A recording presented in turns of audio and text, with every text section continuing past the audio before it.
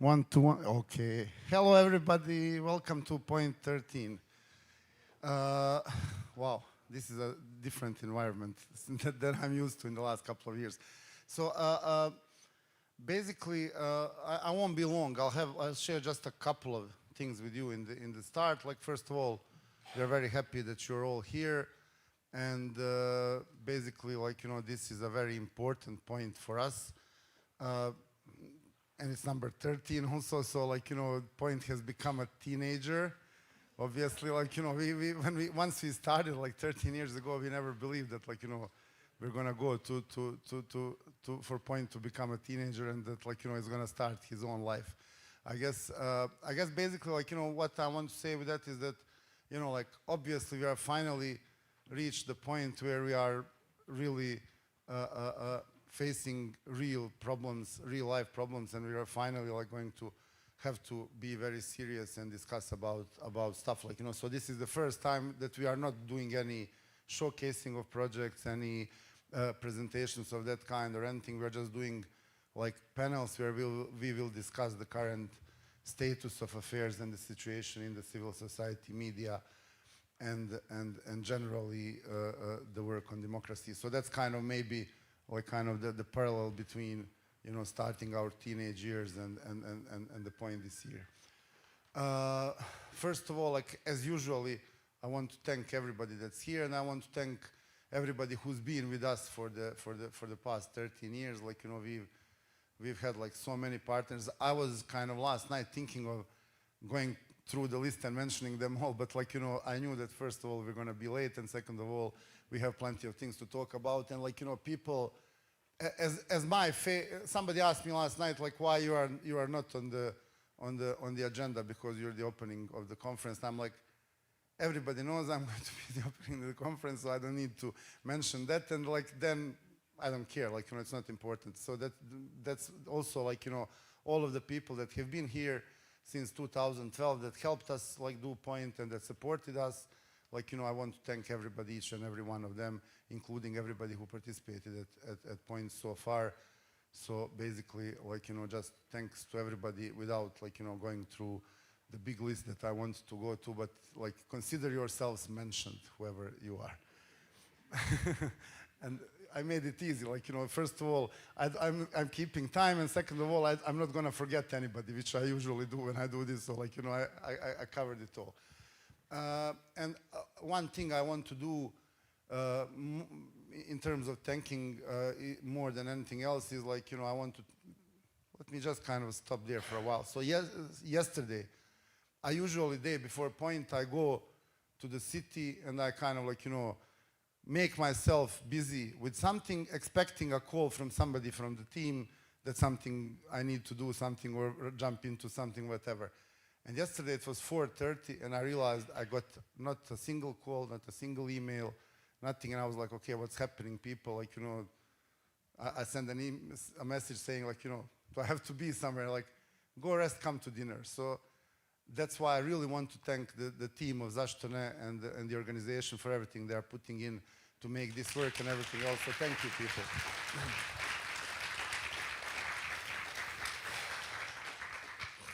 And with that, like, I want to kind of change a little bit the mood, and everything is, like, one thing that is different to our team than it was on Point last year. One of our dear members has passed away during the past year, so we want to kind of commemorate and honor him with something. And I'll not to go into further details. I'll let Tiana start with it.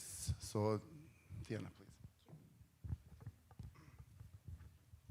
Hi everyone. I'm not really used to reading speeches, so forgive me if I stumble at some point. Today I have both a sad duty and an honor to announce something deeply meaningful to our organization and to many of us personally.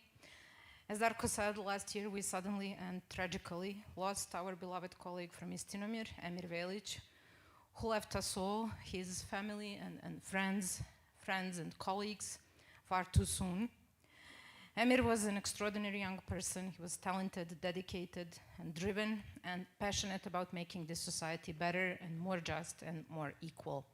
Holding those in charge accountable was more than just a job for Emir. He lived his values with the endless energy of youth and the seriousness that transcended his age. He was a person of integrity, courage, and compassion, deeply committed to contribute to positive and meaningful change in our society. And these are the values that we want to honor and promote by establishing an award that will carry his name. We called it an award for young people who transform society, because that's who Emir was, and that's what he inspired in others. This award will be given yearly to a young person from Bosnia and Herzegovina that makes a positive contribution to society through activism in areas that were important to him. These are political accountability, human rights, equality, fight against discrimination, empowering civic engagement, and strengthening democratic institutions and processes. We will open the call for nomination for the award after this conference and announce the recipient in October, a year after Emir's untimely death. Emir was too young to think or talk about his legacy, as no one his age should, but we think he would love having something that encourages and supports dedicated young people as a part of his legacy. We want this award not just to inspire young people to follow in his footsteps, but also to provide real support for young change makers to proceed on their journeys and achieve their noble goals, knowing that their vision and determination matter. I say that this award will only be a part of his legacy because in the short time that he was with us, Emir has already achieved so much, touched so many lives, and left an unforgettable trace on all of us. And the many, many people he connected with in his lifetime do not need any reminder that he was here or who he was. But with this award, we want many others to also learn of an extraordinary person that Emir was. We cannot know what wonderful things he would go on to achieve had he stayed with us. But this is our small contribution to keep his memory alive through other young people who will carry his spirit further as we know he would.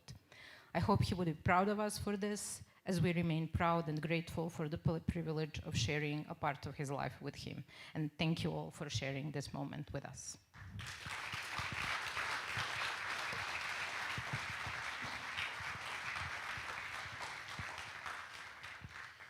Thank you, Tiana.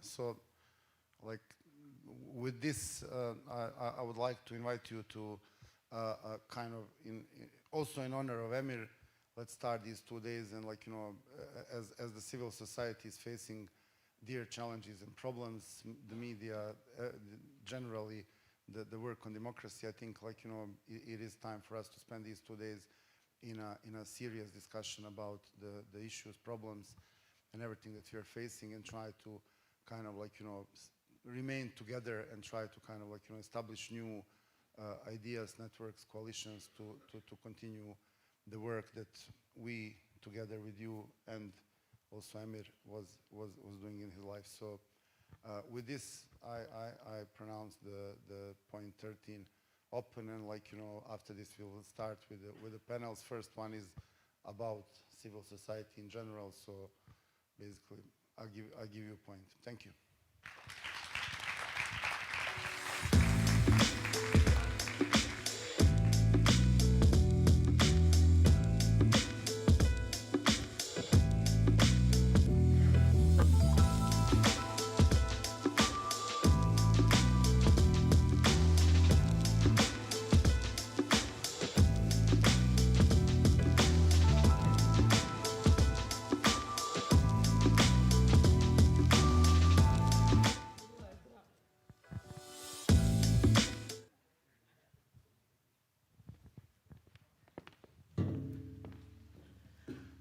Good morning, everybody. I'm Lela Bicakcic. I will be moderating the panel today, so I hope this blue chair is mine. My faked optimism and smile is just to contradict the title of the panel. So I have a very important role to stage the scene for the point. We will talk about the issues and concerns, the problems, rock in a hard place civil society is currently facing, but we are just staging the atmosphere for the whole point. Hopefully we will not be giving any recommendations. I will give you that for tomorrow, and I hope you will carry on with the optimism. So I will use this opportunity to call my panelists. Igor Blažević from Prague Civil Society Center, Toshe Zafirov from Balkan Civil Society Development Network, Ivan Đurić from CRTA, Šejla Mujačić from GIZ, Miodrag Milosavljević from Open Society Foundation Western Balkan, and Ivana Korajlić from Transparency International Bosnia and Herzegovina.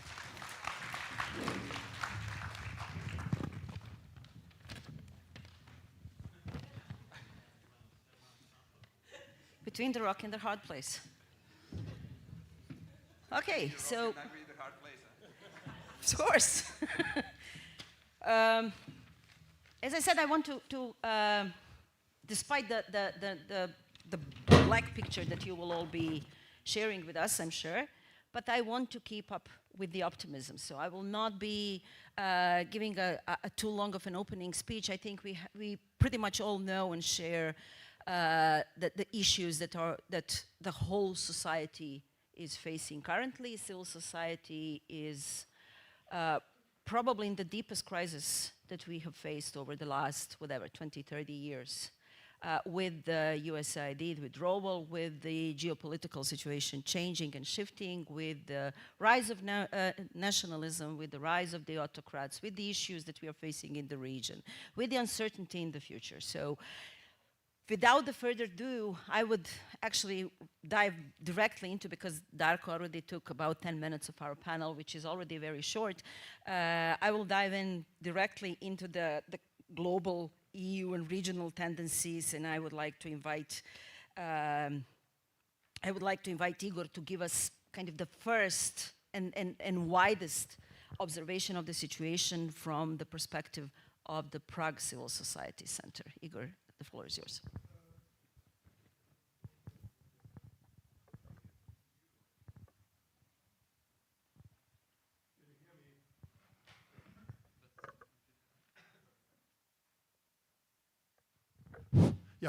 Hello everybody, and I don't know whether I will give the position of the kind of perspective from the Prague Civil Society Center. If I do that, I will feel constrained. Let's say I will give a perspective of Igor. I'm from Sarajevo. That's the first thing.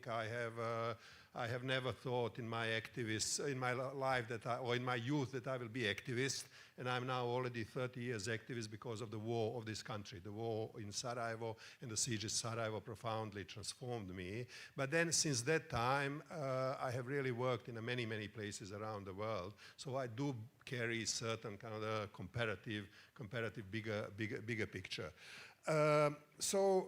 Challenges. I will start with and I like that you mentioned the optimism. I would immediately turn it and say, no, it's not challenge, it's opportunity. So yes, we are in a very hard, tough times, but let's immediately think about that it's an opportunity. The second thing, it's not just about civil society. It's about democracy in a very, very profound way. It's about Europe in a very, very profound way. It's about peace. And it's about, let's say, if we want to talk about global world order, we are not anymore in any kind of the order. We are already now in a full, profound disorder, chaos, and so on. So it's really much deeper than just the civil society, and this is another thing what we need to have in our mind. The second thing, it's not about USAID.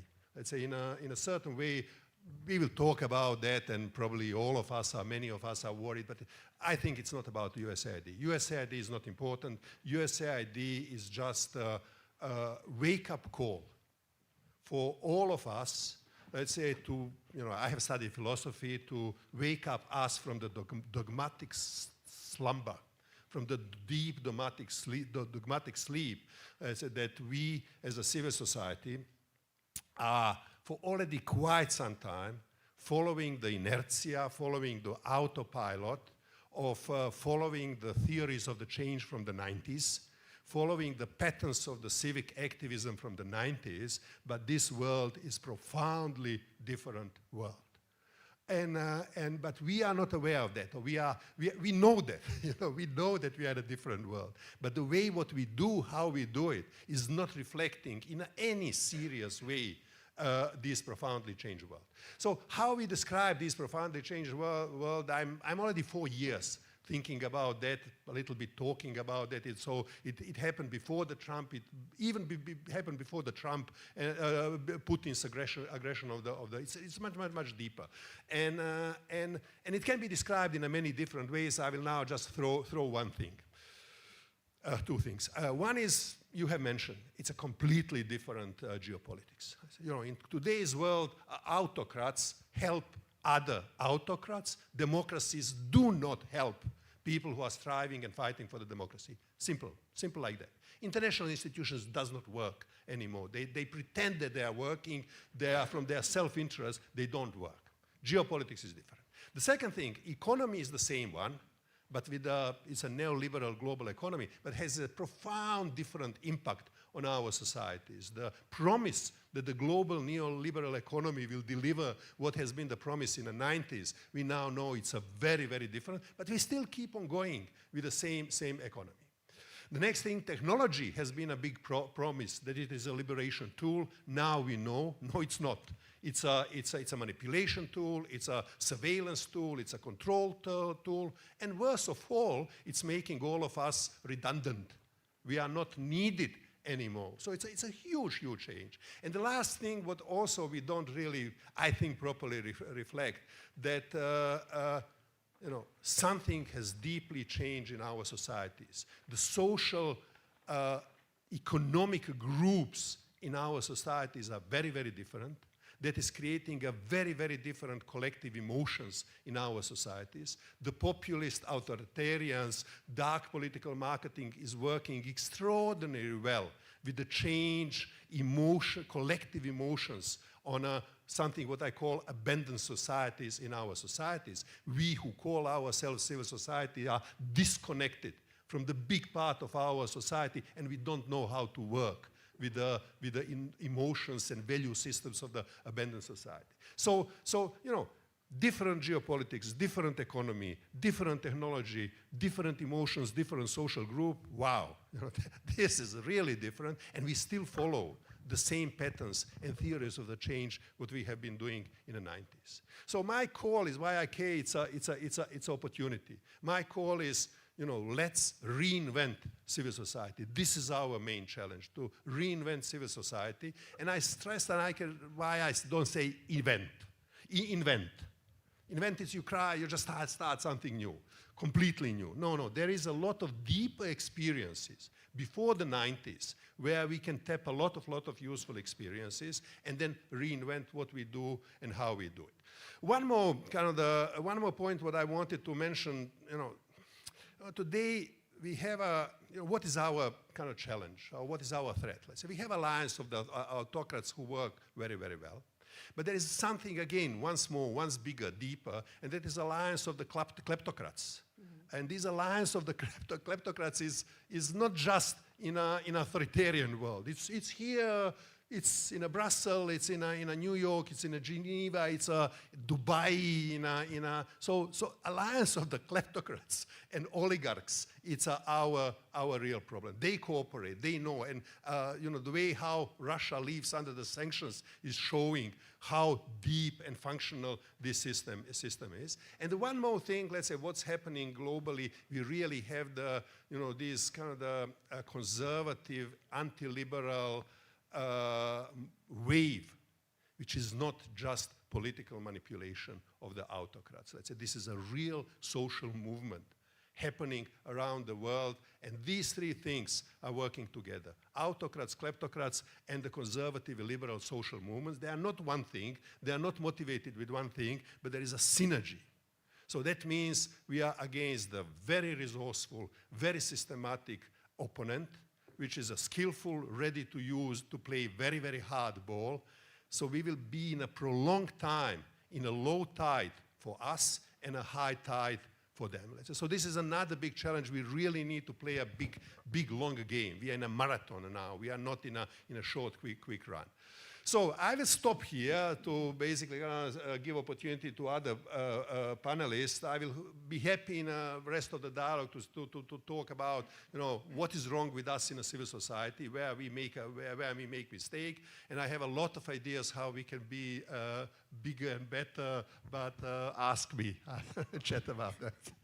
Thank you, Igor. I mean, this is a great observation of the kind of global situation and the challenges that we are all facing, and it's not necessarily very positive. So thank you for that. I think it's a wake-up call. I agree absolutely that we have been pretty much kind of going with the flow for many years without actually ever thinking that the situation will come to an end, and it did. So what now? Toshe, I would like to get your observation on from the standpoint of the Balkan Civil Society Development Network and the research that you do and the context that you have and the observation of the kind of the regional scene with, again, USAID is a buzzword these days, and it did have an impact because a lot of money and a very crucial moment have been withdrawn from the civil society, leaving the civil society at large,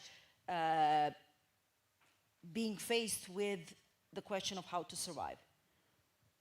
Please. Yeah, thank you.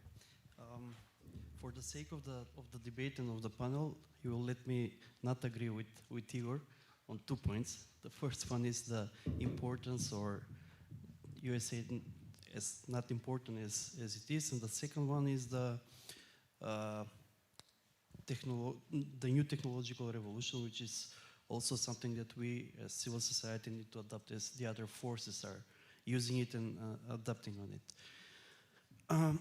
As for the question, the Balkan Civil Society Development Network is monitoring the civil environment for a while, and we were noticing quite negative trends in the past several years, especially with the last thing that happened in the beginning of 2025, and there's the USAID cutting of freezing the programs that was funding in the Western Balkans. In general, the most affected countries were and are Serbia, Bosnia and Herzegovina, and Albania. As far as we have the insights, with the focus on Serbia. What we saw and what we found, according to the public data published on the USAID spendings, the amount of money that USAID cut especially to Serbia is 53 million or $50 million plus.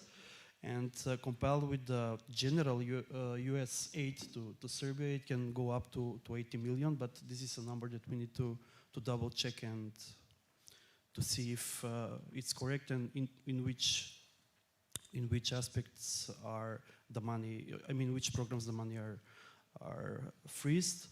Then it's Macedonia, North Macedonia, that is not so much affected, but there are several programs which are very important one for the country, like the fight against the corruption, actually Citizens Against the Corruption, which was also freezed. If there are colleagues from North Macedonia present here, they can correct me, but I think that the sum was more than 4 million euros, and suddenly is cut it, and the least affected country is Montenegro, since the USAID program is not so developed there, and it's mostly a bilateral cooperation in that sense. There is a second aspect that I want also to refer to, and that's the people working in the civil society organizations which were affected by the USAID. Suddenly they are redundant workers.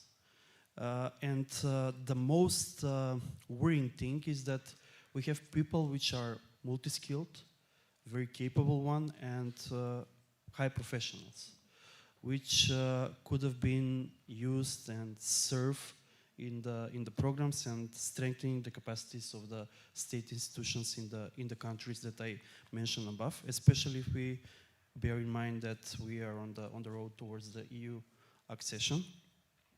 having said this, the third thing that I want to mention is the EU EU funding as a way to fill in the whole void in the region. Unfortunately, it's actually EU and the word fast cannot go in the same sentence. We are seeing that there is a trend of either no calls or the calls are prolonged for future times, and of course we were expecting that EU would have react much more prompt in terms of the whole situation, so that this void would not be filled with conservative forces and what Igor before mentioned, which is quite worrying trend in the period ahead, especially if we know the trends in terms of the political and societal dynamics in almost all of the countries in Western Balkans, according to the polls and the research that is done. We have these authoritarian trends, which is quite worrying. And especially we have authoritarian trends among the youth, which is even more frustrating for us.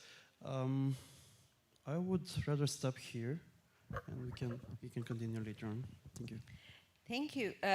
Thank you, Tosha. And you actually raised one issue that when we are talking about the civil society, we are kind of disregarding, which is the fact that we are facing with highly capacitated people who worked on many programs. Again, civil society at large, not necessarily in NGO, but it could be think tanks or could be consultants working on big USAID and other projects that were cut in the meantime, who are now left with no other opportunities because, again, the governments going to conservative in most of our countries are not going to integrate those people and their knowledge because that doesn't simply share the values. So thank you for that. We'll come back to some of those issues, but I would like to now zoom in further with the region and go to Crta, to Ivan, to talk about kind of predictions. Serbia is interesting for the whole region at this particular moment, but we will not dive into the protest. There will be another panel on that. But I mean, generally, the situation in Serbia is, again, raising interest, observing for all of us in the region. But let's get your perspective on the civil society and the situation in Serbia and the perspective and the impact on all of us. Thank you. It's a pleasure to be here. I come from Crta, very impacted by USAID, but not only in the cuts of the money. As you maybe know, the USAID was an excuse for the police to raid our office a few months ago and to take all of our documentation, and the prosecutor's explanation was that Donald Trump, Elon Musk, spoke about USAID as a criminal organization, and they are now following up on their statements, and this is why they are raiding the office of Crta and four more NGOs in Belgrade. But I am a king of this non-based optimism, and I will continue in this manner. So this delegitimizing of NGOs in Serbia is a long process, but it's since the protest started last year, this is getting new dimensions, and these police raids on NGOs and arrests of some people and the illegal surveillance, this is going in completely new level.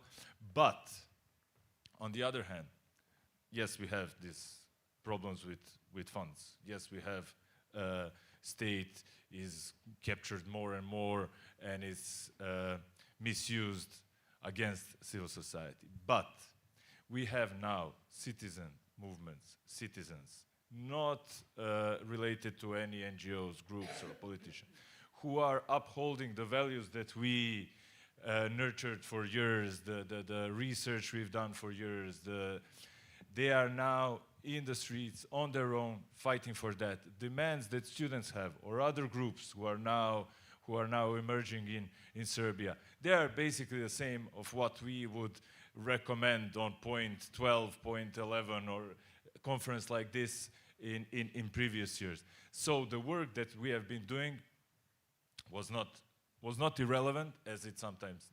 That connection between civil society organizations and the citizens that was maybe invisible or not so visible in previous times is now very visible. CRTA is one of the main operations of CRTA is election observing and monitoring.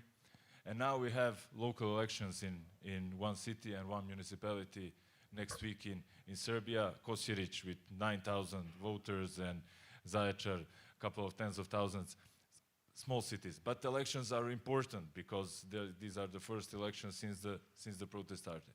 And now we see how the citizens are reacting. We opened a call for citizens to observe, to monitor. We started a crowdfunding campaign. The reactions cannot compare with any other year before. So now people are more interested, even though they know that their data will be compromised by the state, that even though that the smear campaign against civil society organizations, CRTA in particular, is higher than ever, even though the student movement, which is, now the biggest, most important stakeholder in Serbia, is still putting a fence between them and NGOs. They don't like to be associated with NGOs in any way, but still we see that the citizens are trying to connect, trying to be a part of things that we are doing. And this is something that gives me hope. Others change, like Toshe said, it's slow, but the ship is turning. We see the change in how EU is positioning towards Serbia. And not only the regime and Aleksandar Vučić, not only that, but we now see this new message that is shared everywhere, that the EU integration process is a whole of society process, that everyone has to be included in that. This is something that we've been telling, I myself have been telling for years. What are we going to, and this is something to discuss for the future, not only for the countries of the region, but also for Georgia, Ukraine. What do we do? How do we keep the momentum alive in this day and age, like Igor explained it? If you have government in power that is not interested in EU integration, why would anyone lose what we lost the previous 10 years, 12 years, because our government was obviously not interested? But so many people invested in that. Citizens clearly want that and deserve that. And this is something for the next months or years to discuss and to share knowledge and help each other with. I think this is important. But I have in this time of crisis, and it's a huge crisis in Serbia, in the region, in the world, we see some of the results of the previous work, and some, I think, guidelines for the future is to bring back, citizens to civil society and to work more on establishing those connections. Thank you for this, because you actually raised another important, you all did, but you just mentioned one very important issue, which is the citizens do not want to be associated with NGOs. And yet here we are talking about the civil society and how to, and it, by definition, should be about citizens, right? That's the civil society, what it should be. But in general, we see this disconnect between NGOs and citizens who feel that NGOs are just another clique, another part of the society that doesn't really resonate their needs, which obviously is time to change this this narrative and to start listening to what citizens want and bring it back kind of into the civil society as it is. So thank you for that. Ivana, now we kind of zoom in completely into Bosnia and our own little petty troubles that we have. But then within Bosnia and Herzegovina, we are going to zoom in even further into, of course, Republika Srpska and the whole range of issues with the laws that have been introduced over the past several years and the impact on the civil society. The USAID component that Ivan mentioned with the police raids and this idea that now, because of the USAID, all the NGOs are now exposed for their crimes committed. Let's hear from you on your observation and positive pushback for the future. Thank you. Yeah, it's hard to expect anything positive coming from me, unfortunately, but I do find some positive moments in what we heard previously and some movements and what is happening in the region. We are still waiting to see those positive moments happening here, unfortunately, especially because of something you also mentioned before. I have to say, this disconnect between the narratives around civil society organizations, NGOs, and the citizens, which is, of course, a consequence of decades of propaganda coming from the governments about, of course, CSOs or anyone who is criticizing the government, not just organizations, but also individuals and media and activists, that they are some kind of enemies, spies, foreign agents, etc. And this is something that, despite all of the efforts to combat these narratives, despite this defying logic, actually, is something that has to stick at some point to some parts of the population, of course. However, we also should be looking at ourselves to see how we contributed to this perception. And of course, introducing laws such as foreign agents law is not helping in this situation, because at some point we will officially become, by the government's registers, foreign agents. So it is very hard to explain that you are not if you are by law defined as such. And I have to say that we didn't see enough pushback against these authoritarian pieces of legislation that are one by one being adopted in Republika Srpska, and I have to say probably will at some point be adopted across the country, because the other political actors can't wait to replicate these models, because they would all want to be controlling the media and civil society. It's just that they are maybe, less open and transparent about their intentions. So in that sense, we didn't see enough pushback because, of course, the citizens are, I have to say, sedated. They are dealing with other crises every day, whether the country is falling apart, whether we are facing a new war. And at the same time, we see, and I have to refer back to what we heard before about, autocrats sticking together, kleptocrats sticking together, working together, and we see this through these laws as well, because this is just a replication of models coming from other countries as well. But we see at the same time that democracies and the governments coming from, let's say, Western democracies are also not really pushing back or are ready to be open about going against the decisions of autocratic governments, because they have their own interest in each of these countries in the region. And unfortunately, what we see is this appeasement to autocrats strengthening, and we will see it probably more and more as we see the importance of natural resources and everything else that that our countries are in possession of. So the civil society again becomes the isolated group of people, outside of all of these groups and trying to fight for itself, which then makes us puts us in a weird position that you are trying to fight for your own rights, for your own money, as it is perceived by the citizens.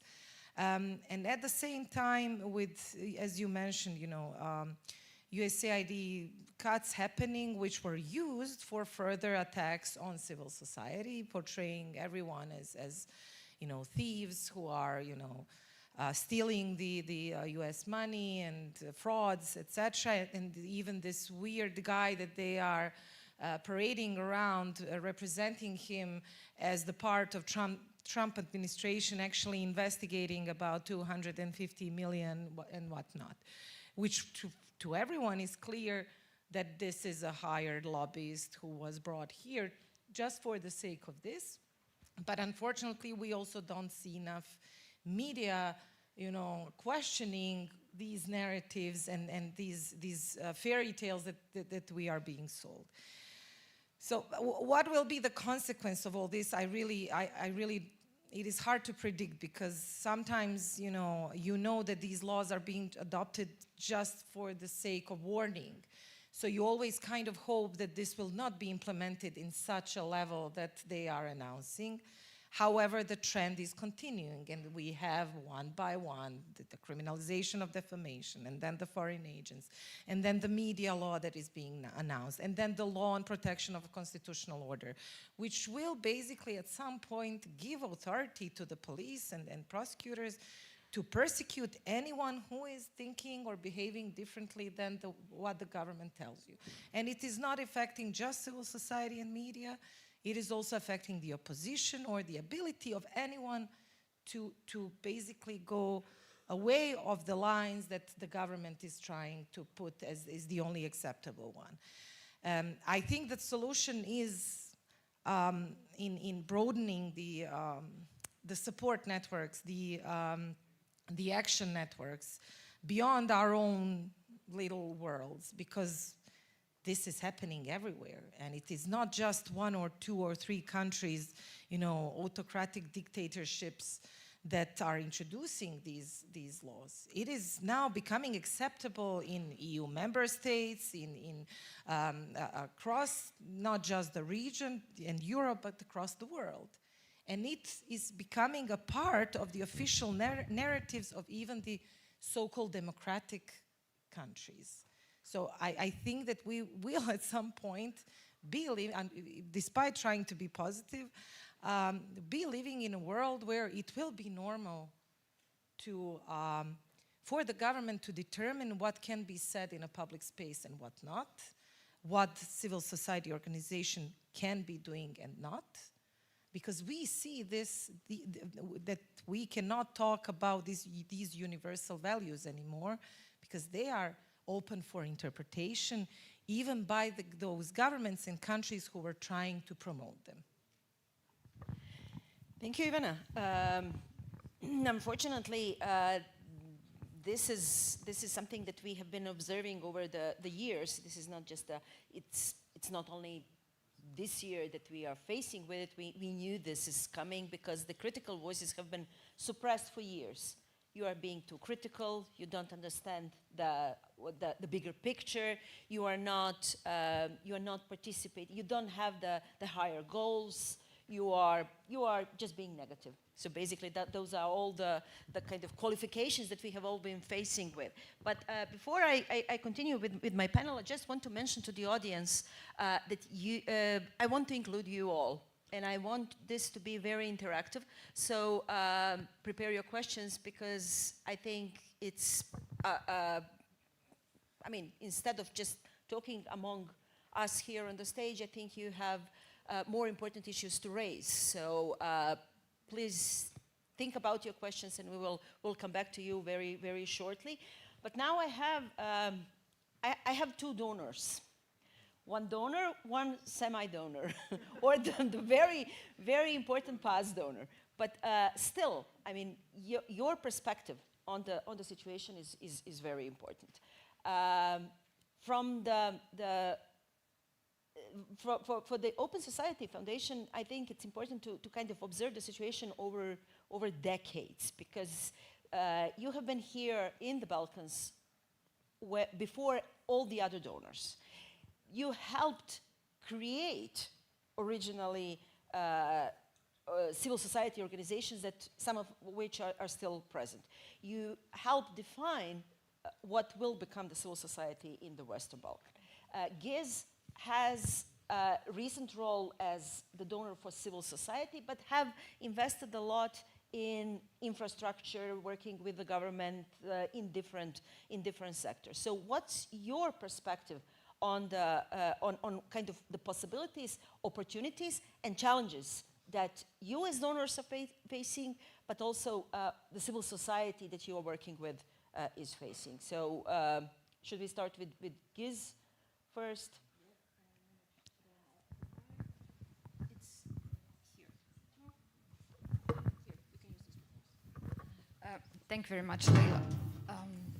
It's really hard to pick up after so many great inputs, and I have to say that I would first like to emphasize a few points that have been raised. Let's be honest, we are living in a new normal. And when we talk about values and what we are fighting for, I think it's really important to always voice those.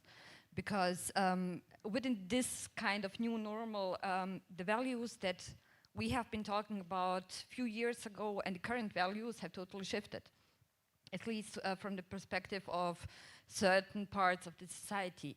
So when we say that we actually try and want to push for keeping or striving towards some kind of values for this society, it's not always understandable what we actually try to achieve. On the other hand, what we see, and I would like just to raise this as a challenge, is actually that when the civil society as such, and I fully agree, needs to be reinvented or reorganized in some kind of way.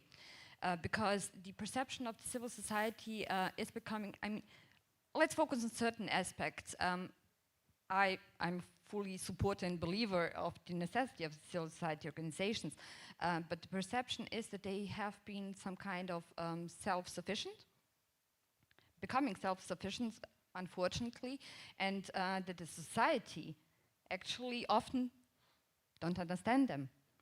Because when we focus on, and we have to focus on keeping the funding, on trying to secure how we're gonna actually achieve those, I mean, it's obvious those requires funds.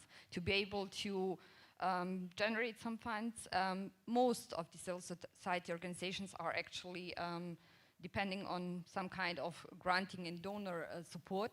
But on the other hand, we are skipping the opportunity to include the society as such, because we are becoming, and I'm talking now more from the activist perspective, we're becoming some kind of talking in certain kind of ways that are project related. And oftentimes the issue is then faced that it's not understandable.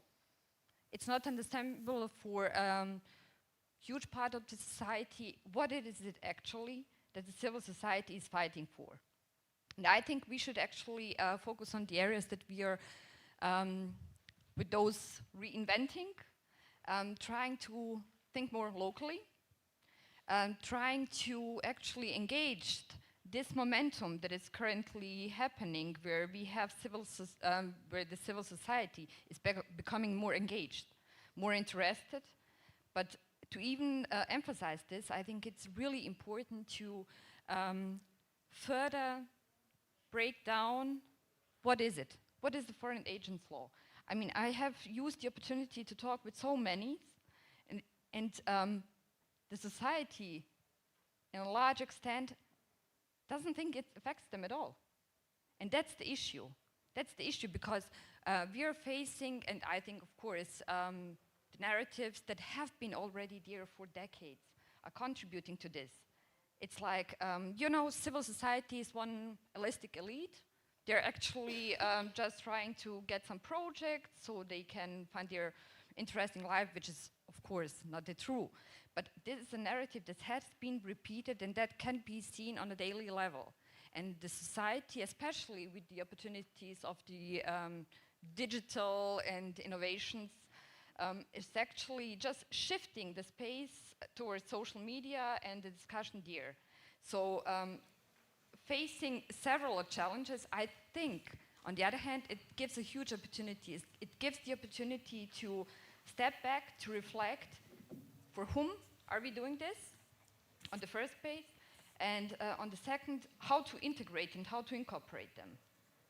We see, I mean, let's speak from Bosnia, one of the civil society organizations, if we call them that, but they are definitely Pomozi Ba, what they managed to achieve is on the level that they present the activities for the society on a simple, understandable manner. And I think this is one of the opportunities that we have to use. This momentum and making the comparison how it has been for several years back doesn't help us. That's the new normal. That's the current that we are living in, that we are facing, and we have to find a way how to navigate through this. Talking from the GIZ perspective, clearly we have the project, but in this case, we are not only supporting civil society organizations related to civil society media. At the same time, we are supporting as well independent media that are registered as commercial. So we are adding actually one point to this discussion, namely that the civil society organizations have to compete, or that have to go hand in hand with other organizations. One opportunity that I see, and I will stop after this, I promise, is that the civil society organizations has become fragmented. We are facing more and more small scale, I mean, people count-wise, organizations that are a large number of them. I mean, if we talk about numbers of civil society organizations in the Western Balkans, I don't have it like fully counted, but it's a huge number for our Western Balkans area. We're talking approximately 10,000 civil society organizations, and those are only like officially registered. We have to shift toward working closely together. We have to see how we can collaborate. It doesn't necessarily to be some formal kind of way establishing new networks that need to be registered. Rather than this, we have to see how to use the resources that are actually already there, how to use the expertise that is already there, and how to support each other for the maximum effect.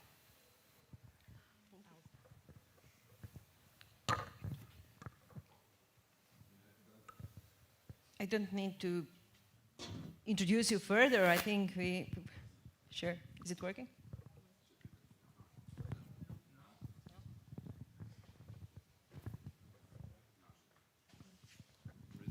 Light here, okay. It works. Doesn't. Okay. At the very beginning, I just need to reflect on your announcement of Open Society Foundation as a semi-donor. Open Society Foundation. We have. I was being nice. Yeah, I know. We have a couple of colleagues here, also from the Open Society Foundations here in the audience. I see the former board members, the current board members as well of the Open Society Foundation, so we have to be strict about that. And also to be honest about that, the Open Society Foundation is the biggest private donor in the Western Balkans, one of the biggest globally. So, and there's no doubt about that. But it's different because Open Society Foundations comes with a very strictly defined set of values and also very strictly defined agenda. So basically that may be different from other donors, maybe it's not, but we like to believe that beside the funds that are significant for not only for the Western Balkans, but also for globally, because globally on annual basis, Open Society Foundations award around $1.5 billion for values that we stand for. I think that's a huge investment. And another thing is that we decided to remain firmly in the Western Balkans because this is a traditional region for the Open Society Foundations. This is where the work is not yet done and where we need to stay engaged. But before I move on with some kind of recommendation, let's say, or like providing example, I would like also to do some amateur polling if you allow, because we decided that to share optimism in the room. So my question to the audience, but also to the panelists, is let's imagine that 10 years fast forward, and let's say Darko said now Point is a teenager. Let's imagine Point as graduate student at 23. Would you say that in 2035 the Western Balkans will be a better place to live than it is today? How many of you believe that this is going to be a better place than it is today in 10 years from now? Sorry? You disagree? Okay, we can, but can someone help with count? Do we have 50% here? Huh? Okay, so I think it's adopted. So, but how many of you? Okay, I've heard some in disagreement. Sorry, and we'll hear about that later on. Another question I have, and this is the last one: how many of you believe that you, by working here and doing what you do currently, contribute to the better future of this region, no matter what the final result will be? Okay. Okay. So, I think there is a space for optimism, even though we heard a lot in this panel and these days about the USAID, cuts of funds, and so on and so forth. But what basically makes me optimistic as well is that, first of all, we've seen a worse time in Balkans. So since it already has been worse, it will be better. It's a pure logic. But jokes aside, the world has never been a richer place. Like, this is the richest world ever seen. Just the distribution of the wealth is a problem, and I think we need to invest more efforts in kind of reshaping that kind of to reshape basically the distribution of the wealth and basically stream it to the streams that we believe are worth fighting for, and for the values that we all stand for. Also, in 10 years, we will see a huge generational shift in our region and globally, and this room will be filled with Gen Z people who think differently than we do today. And Ivan already mentioned a couple of takeaways that we have from current currents in Serbia, which is basically uncharted territory. We've never been in such situation before, even though we had crisis, we had protests in Serbia, but never like this. And it's yet to be seen what will be the end result. But I don't see that it can be worse than it was. So it will be better if it's not worse. Let me tell you just a couple of things how we and like even when it comes to funding, you know, we've seen a very successful and even I think mentioned crowdfunding campaigns. We've seen that there are very successful campaigns of raising funds for the things that people stand for. In Serbia, like millions have been collected from people to support university teachers or high school or elementary school teachers, to monitor election campaigns, to monitor elections, and for various other reasons. And I think that there is a way when people are interested and have like genuine interest in the goals that we all together stand for. I won't say that we at the Open Society Foundation knew what will happen, because like we had done our homework and did a lot of forecasting, not only last year, but many years before. And probably some of you know that the Open Society Foundation went through a huge transformation process over the last 4 or 5 years, actually. And we've done that in Western Balkans as well. Basically, it was reflected in how we operate in the Western Balkans. And I think it's very much in line what we've heard also from this panel. For example, Igor mentioned opportunity, Ivan also mentioned the opportunity. And actually, I can tell you that 3 or 4 years ago, the Open Society Foundations introduced a new programmatic structure. And the main element, the key element, the key unit of our programmatic work is called opportunity. Because we knew that we are moving towards uncharted territory, towards currents that we don't know actually, and that we need to seize the opportunities that may emerge along the way and try to influence try to influence and try to get these trends, these opportunities for the advancing of open society agenda. What we've done in the Western Balkans also, and I'm finishing with this, I think it went 2 ways. We've been functioning as national foundations in the Western Balkans, basically meaning that each foundation in the Western Balkans was dedicated to the work in its own country. So in Serbia, we've been dealing only with the Serbian issues, and then in Bosnia, here in Sarajevo, Mervan is here, who is working in our Sarajevo office now, was dealing with things and issues that we had in Bosnia and Herzegovina, and so on and so forth. So a couple of years ago, we decided to zoom out a bit, and we said, okay, let's join forces of Open Society Foundations in the Western Balkans and try to address our common problems by a single unit, which we call now Open Society Foundations Western Balkans. Because there is a common set of problems that we are trying to address individually in each country. We thought it's better to address these problems and these issues jointly. And I think we were right, actually. Just a week ago, I've been with colleagues from Zašto ne and KCSS from Sarajevo and Pristina in Brussels, in the premises of another foundation in Brussels, joining forces in promoting membership of Western Balkan countries in ENISA, European Agency for Cyber Security. That's just one example how we do things. So it's not like us in Belgrade supporting organization like CERTA to go to Brussels and advocate for something. We gather the best capacities, the best organizations who do have this gravity as well in the region, and we work with them in order to promote the agenda for the entire Western Balkans.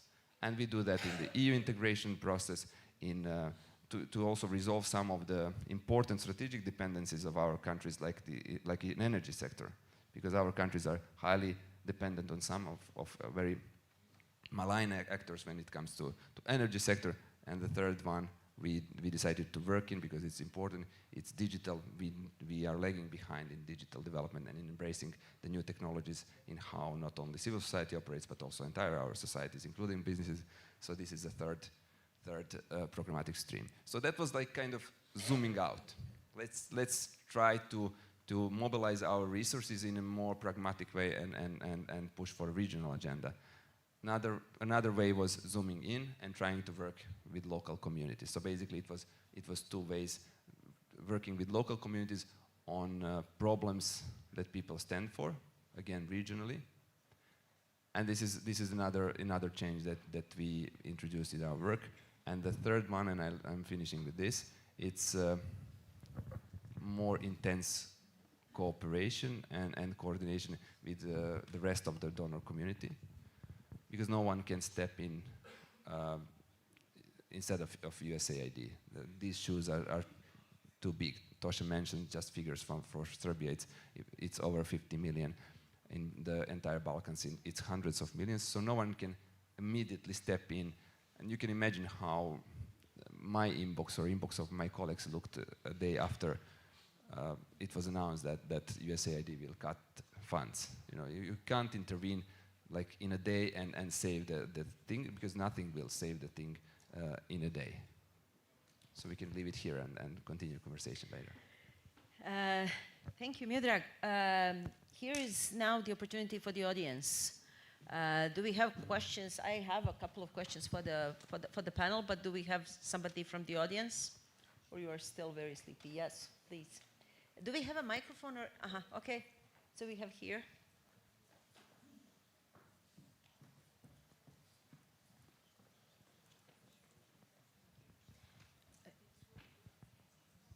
Hi, Hi, this is Siwa from Tunisia. I just want to say how striking is the similarities and challenges that we face in other regions from the world. Just I wanted to reflect on the point about working on projects. I think it's more donors who impose this pattern of work on civil society rather than it's us who choose to work this way. It's this kind of working that kills associative work and grassroots. And there are limited ways, for example, to fund social movements, etc. And I think this comes from donors. But also for us, I think that we have also our contribution to this because we did not think of our sustainability financially. And this comes my questions. Is there any examples of initiatives that organizations from the Balkan region have tried to create, for example, income-generated activities or sustainability movements or initiatives that make them independent from USAID or whatever donors' strategies and policies? Thank you. Do we have more questions here? This is an interesting. Okay, we will take a couple of questions. This is an interesting point because the sustainability of the civil society has been in the loop for a while now, and there is a very clear difference in between on standings when it comes to the sustainability and income-generating activities of the civil society. Some of the donors are actually very much pro. Some of the donors are very much against the idea that civil society taps into the commercial activities. And that is something that is being debated, although I haven't really been, I haven't heard of much of extremely successful civil society organizations working on income generating. They turn into something completely different, but we will come back to this. We have here and here. Okay. Okay, thank you very much. It's a very pleasure to be here. I'm a journalist, Benhari Soufi from Kosovo at TV1 television. I have a question about the civil society in Kosovo. For example, how did you see the situation about the civil society in Kosovo? You mentioned that the journalists do not ask the question, for example, to Donald Trump. But we know who is the Donald Trump, for example, to the journalist. We do the question at the government and everything else, but I would like to know how did you see the situation to civil society in Kosovo? Thank you very much. And just pass the mic here.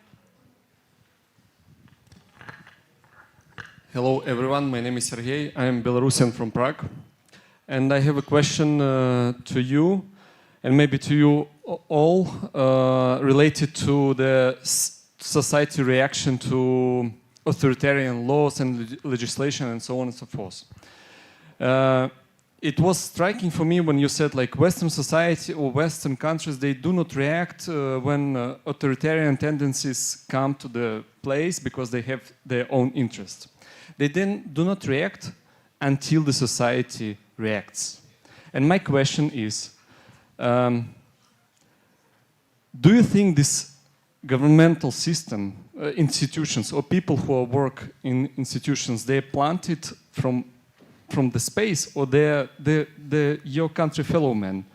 I mean, you work with the society and the people, family members can work with this, I don't know, chinovniks, like people who work in the institutions. Do you see this is as a safeguard to not lay down into the authoritarian tendencies or not? Thank you. Here is another question, and then we'll come back to the panel. Hi. So my name is Ana. I run an organization called Faktograph based in Zagreb, Croatia. I was mostly moved for this comment/question with something that I would call toxic positivity, that is not uncommon for donors. And this absolutely does not go to you as a person, more as a representative of an organization. So I honestly do believe that having utopian tendencies is necessary for our survival as humans, as organizations, as media organizations, as whatever. But being delusional and promoting toxic positivity isn't going to get us anywhere. Just because 50% of people in this room are going to raise their hands and say the Balkans are going to be in a better place in 10 years, because we need to feel that, and we want to feel that, because it gives sense and purpose to our life and to our work, doesn't mean that it's going to happen, or that it's going to happen just because we try hard. We do not live on an island. Civil society doesn't get to make all of the injustices better, because our systems are plain wrong and unfair and unjust. So I would say that pushing that responsibility on us as organizations or as individuals, in the sense of saying, oh, look at how people can crowdfund for something in Serbia. Why would I look at that? Those people are so underpaid that we are now asking them to also to fund a fight for their basic human rights. So I would like to know, how does an organization as big as Open Society that tends to donate a lot of funds everywhere, which by the way leads to amazing levels of harassment for those that take that money, and even for those that actually don't, because everybody is sort of connected to you in this way or that way. How do you explain, like through institutional memory, that very, very often you invest, you think something has happened, and then everything goes to shit, and you have a new program and a new plan and a new strategy and a new stream someplace else. 10 years go by, and then you have to come back to that place and do everything all over again, sometimes with the same people, sometimes those people left for a mountain to raise sheep because they were done with this. So I would like you, if you could please, acknowledge that Open Society has changed its priorities, it has shifted its funding from this place, from media, and from other important things in this place. And you are most likely going to be back here in 10 years, not you personally, I'm sure you're a lovely man,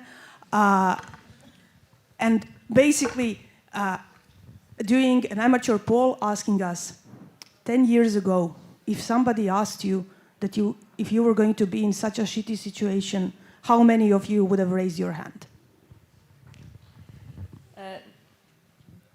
We have a question here, and then we will come back to the panel, but I will broaden up this particular issue not only to Soros, because, again, Open Society has been one of the longest donors present in the Balkans, but other donors who are not so available for the discussions of this kind, which usually would not participate even in the panel of this kind.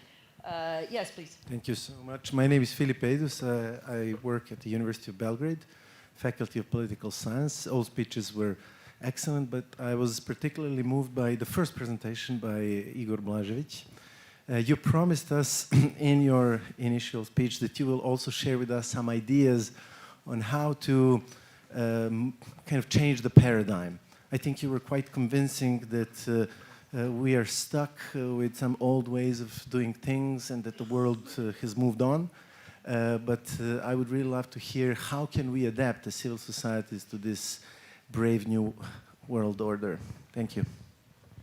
Thank you. So we have 11 minutes left. I would love to have you all actually reflect on the questions. We had from the income generating activities of the civil society and sustainability. We had the issues of civil society in Kosovo. We had authoritarian regimes and basically versus societies.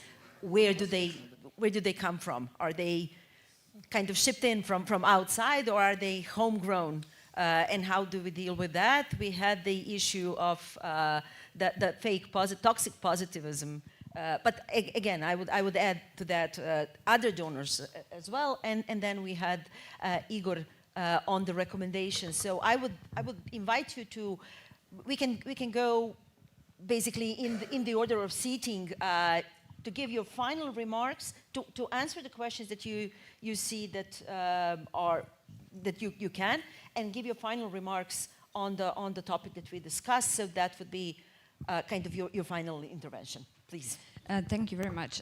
Okay, then I will start immediately with one small correction, namely GIZ as such is an implementing organization that is implementing on behalf of the German government first, mostly EU, some of the cooperations with Swiss government, with Swedish government, but in this current situation I would like to address the comments related to sustainability.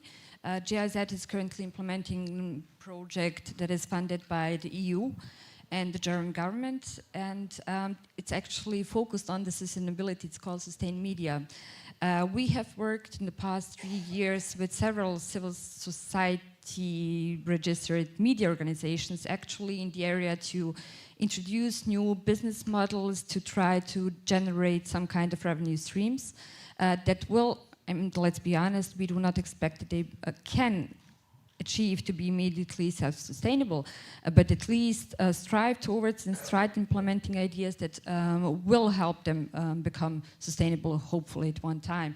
And I'm glad to say that we have actually achieved some revenue generation possibilities with some of the media organizations, but it's important to emphasize that it cannot be a one-fits-all solution. So we have to consider the context of the country, the context where this civil society media operates, and as well what are possibilities that could actually be lasting and have a lasting impact. So yes, definitely, there are some business models that can, in addition, contribute to their revenue generation. And let's not forget that this digital momentum that is actually within the Western Balkans contributes towards this as well. So on this comment, and when it comes to implementing projects within the region, I mean, as one of the implementing organizations, we can say that yes, we do implement the projects, but the projects are not developed as somebody sitting there and has the idea how to do something new. When it comes to GIZ projects that are being implemented, it comes most of the cases through how it's called, through government negotiations. Meaning that there has to be a strong voice, there has to be a strong advocacy, what is actually needed, and this in the end can only be supported later on through project activities. The shift is more towards regional, so I give full support to Miodrag that regional is actually something that is more and more in the focus, this bilateral support, because we are facing really similar challenges. And we have in the Western Balkans the joint path towards EU. So in this regard, more regional connections and more regional approaches towards the same agendas. Yeah, well, I'll start with a question on successful models for sustainable civil society organizations. There have been some, I'm talking only about Bosnia because this is what I know, however, mostly related to either charity issues or direct support that is being transferred to citizens. You mentioned Pomozi Bar earlier, but this is basically an organization that crowdfunds and then gives food to those who need, or builds houses to those who were struck by some you know, floods or et cetera, et cetera. So this is very concrete and very direct. However, crowdfunding for initiatives related to, for example, talking from my experience, fight against corruption or advocacy for this or that, which is more abstract to the citizens or that they don't see direct connection to for many reasons, is more difficult.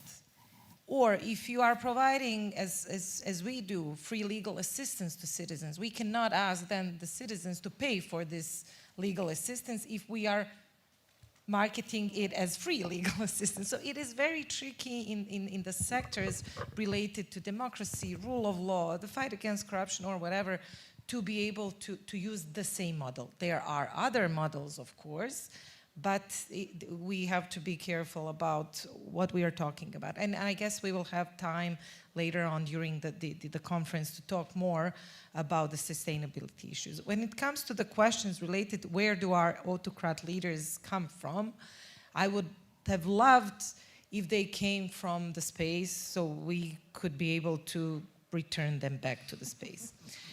However, they are our homegrown autocrats that we basically helped build in some ways. In other ways, they also came as something else, as promising future democratic leaders, advocating for democratic liberal values, etc. And then once they get into power, they change their ways, they capture the institutions, they change even their approach, their ideology, everything else, because they know what gives them more opportunity to stay in power and get votes. So they become more nationalist, etc. We have many examples in the region of such leaders. However, if we live in a normal, let's say, setup with basic rule of law, enabled, we would have these safeguards, as you mentioned, with people working in public sector. They're enabling that their families are not in danger from these regimes, etc. However, the same people who work in public sector have to support these autocratic leaders if they want to keep their jobs. The election systems are rigged so that these autocrat leaders stay in power forever, etc., etc. So they're very, and this happens gradually. So this doesn't happen overnight, so you then see it happening and then you have time to, wake up and respond. We are like, how do you say it? I don't know if it's the same phrase in English, but these frogs that are being slowly cooked so that they don't notice what's happening until it's too late. And I'm afraid that we are now in that phase. So this is probably one of the reasons why we didn't see many reactions to these autocratic laws, and people not realizing how this will affect their lives, even though they don't work in NGOs or in the media, etc. I don't know if I managed to answer, but I try to give some background on it is not just one issue, but it is reflecting all of the other issues that we have in our countries because we lack independent institutions, we lack basic safeguards to enable. I will just give one example and finish with this. Yes, I'll finish. We are expecting now to see the decision of the Constitutional Court related to the Foreign Agents Act, knowing that whatever the decision is will probably not be respected by the government. So this explains, I think, the whole setup. Okay, thank you. I'll try to answer the questions very fast and concise. Regarding the lady from Tunisia, I thought you were. I think you were. I totally agree with the input and the comment that either we are project-oriented or cause-oriented, as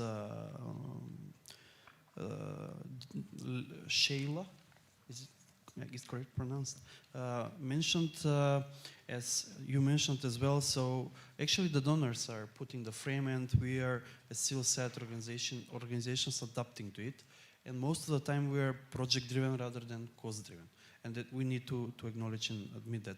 Regarding the successful cases of sustainable civil society organizations, I can give an example from Macedonia. It's one organization called Connect. They were trying to establish the philanthropy as one of the ways that they can gather funds. Unfortunately, due to the USAID cuts, they stopped doing that because they were trying to change the culture and the mentality within the society in that sense.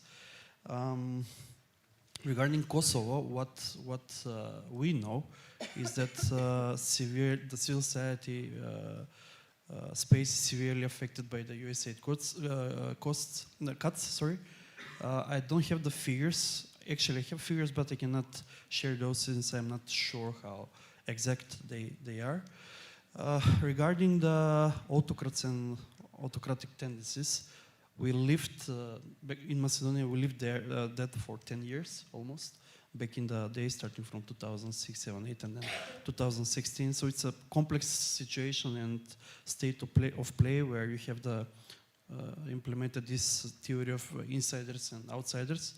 The colleague from the political science will understand.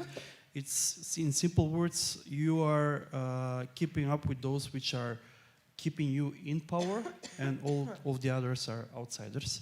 So you have the media under control, the civil society is strained, and the manipulations and kleptocracy and clientelistic approaches in place. I think that more or less I covered everything. Thank you. Yeah.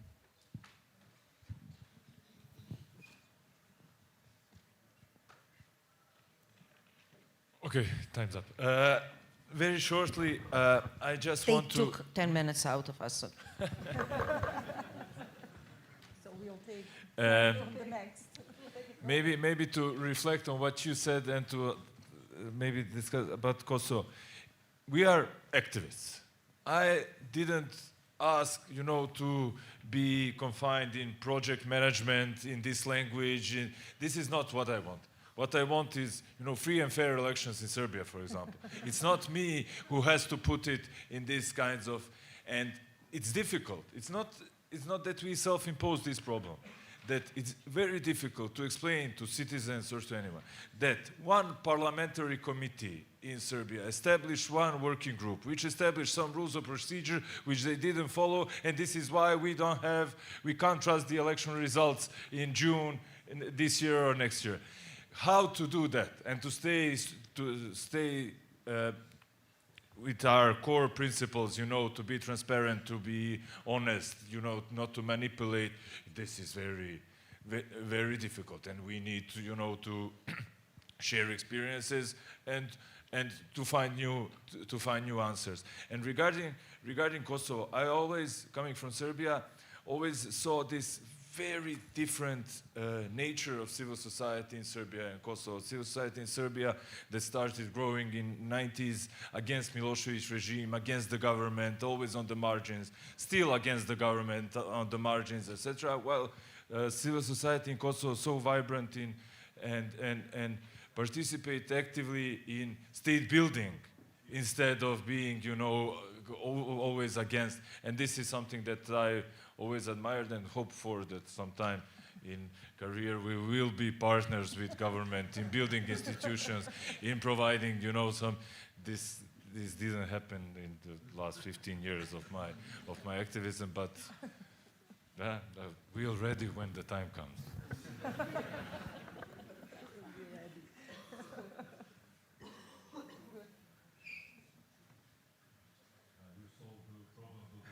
Yeah, no. So look, I would,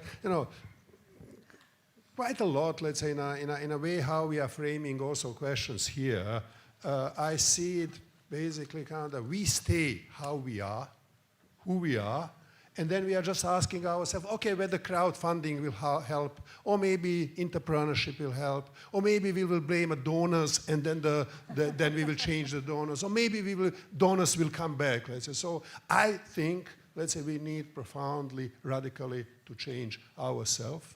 Let's say, and this is in our hands. That will not happen tomorrow, but it's our hand that we can do it. I can't change Trump, you can't change Trump. People in America will change Trump, but it will take a little bit time. They say, I can't change Putin, but I can do something against Putin here and there. Putinism will also collapse. Not Russian people will change it, but it will collapse as well. So, but we can change us as a civil society. And then how to do it, it's, you know, I don't have a blueprint, but I have some ideas. I will just start with the one profound thing.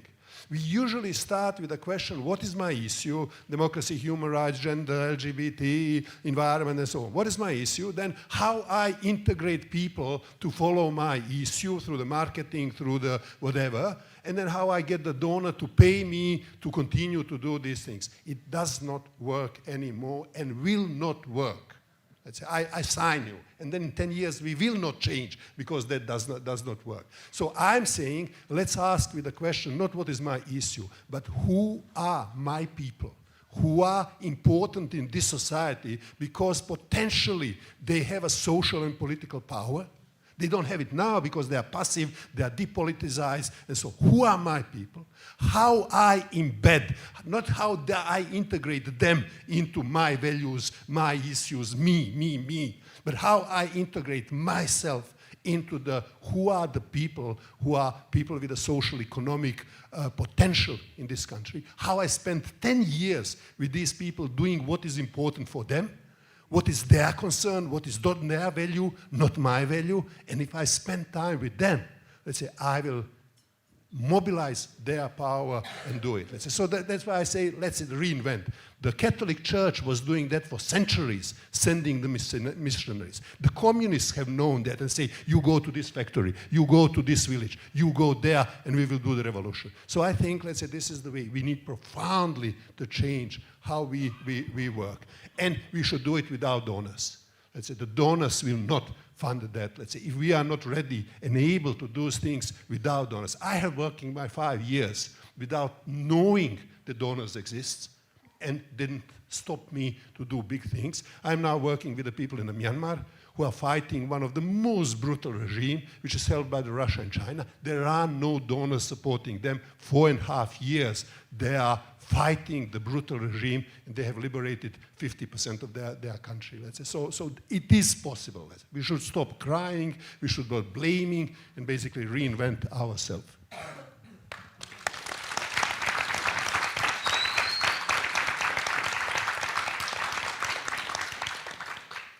It says time's up there, and I agree.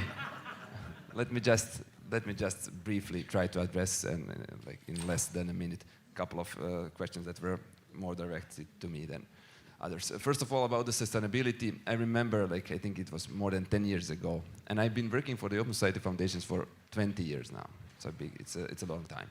And we received the one grant application at that time at Open Society Foundation in Serbia, and we had this section of sustainability, you know, that every grantee, potential grantee, has to fill in order to receive a grant. And once I received an application, it said under that section, put some bullshit over there. Basically, we got some working version of the application. And yes, I mean, it's difficult, you know. Like I'm strongly opposing this kind of question, like sustainability, because most of us, and I agree with you that we are all underpaid. Most of us are like just one paycheck away from bankruptcy, basically. And you can see it, like it's the situation at the university, for example, in Serbia, elsewhere. Of course, I'm more relying on cases from Serbia because I know more about that than in other places. But there are successful, even though you can't say this is turned into mainstream, like, or something big. There are cases of positive ways of funding, which are not like donor money. For example, we had financed a couple of cooperatives in Serbia where we matched funds, basically. They crowdfunded, and then we said, okay, as much as you receive, we will provide the same amount, and then they had also a business model because it was for the solar panels, which basically generated also some income for the local communities. So there are ways, of course. This is nothing new to the Balkans or to the rest of the world. But we can't say that it can be a dominant way of funding civil society work in the Western Balkans. And then let me address only this one, because on toxic positivity. It's a difficult one, yes, because there are two schools of thought about the OSF engagement. You can hear the conspiracy theories, because many people believe Soros or Open Society Foundations have a big plan for the world. We know what will happen. We know that it will be this and that way, and we are working toward that goal.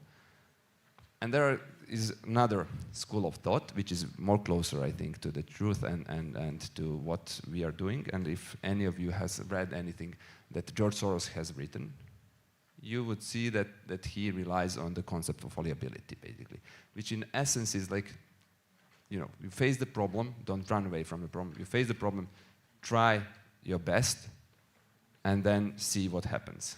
And if it fails, as you imply that it may fail, and it fails so many times, try again.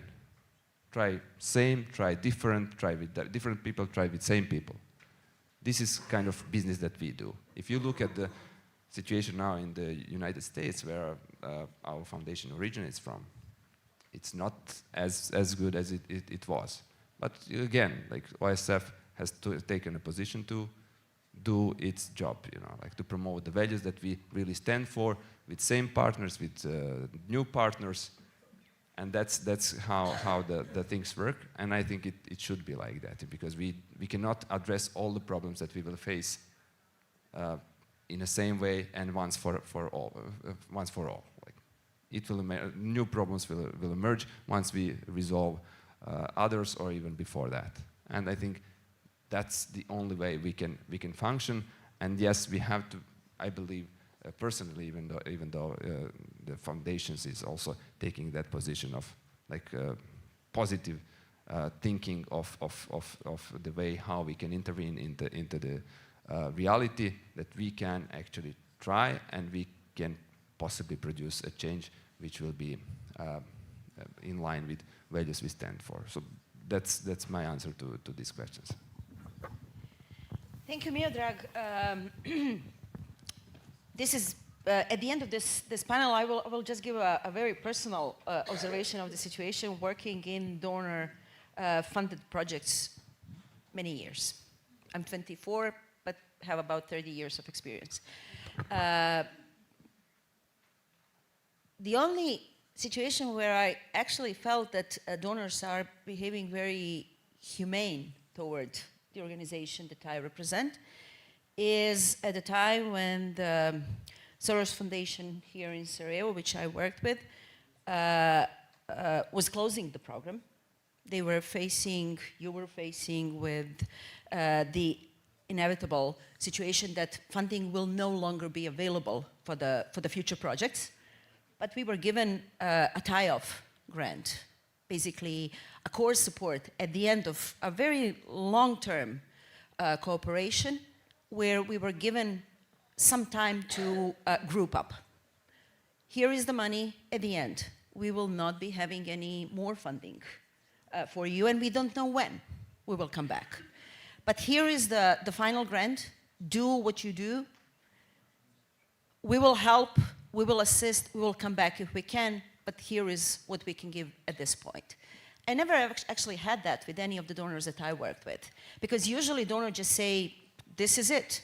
You have one project, goodbye. If we come back, we come back. If we don't, we don't. We have no commitment toward you. This is a typical donor working. This is a typical business relation, okay? So this is something that you see. It's one-off. We're with Soros, and it's not because you are here, and not because I know you guys for many years. This is really what felt like very emotional connection and very friendly connection with the donor. We love your business, we love your mission, and we will help you as much as we can, and if we can't, we will help you just to close up. Thank you for that. I think that's why I was actually directing the question toward the other donors that would not participate in this kind of environment, in this kind of discussion, because it's not, they're actually thinking of their goals. They're more businesses than involved in the mission of the organization they support. So thank you for that, and thank you for everything that you're doing. Thank you for all my panelists. Yes? Can I just drop one Yeah. line as a follow-up on this? I think that we left out the EU as a donor. Yeah. And one important thing that we are advocating for as an organization is that we think that the civic space should be non-negotiable and be part of the EU accession talks. That's all I want. That's absolutely sure. Thank you all. I think that the panelists deserve a round of applause. I think you guys were great, because this was a first panel. It's always they cut me off. Okay.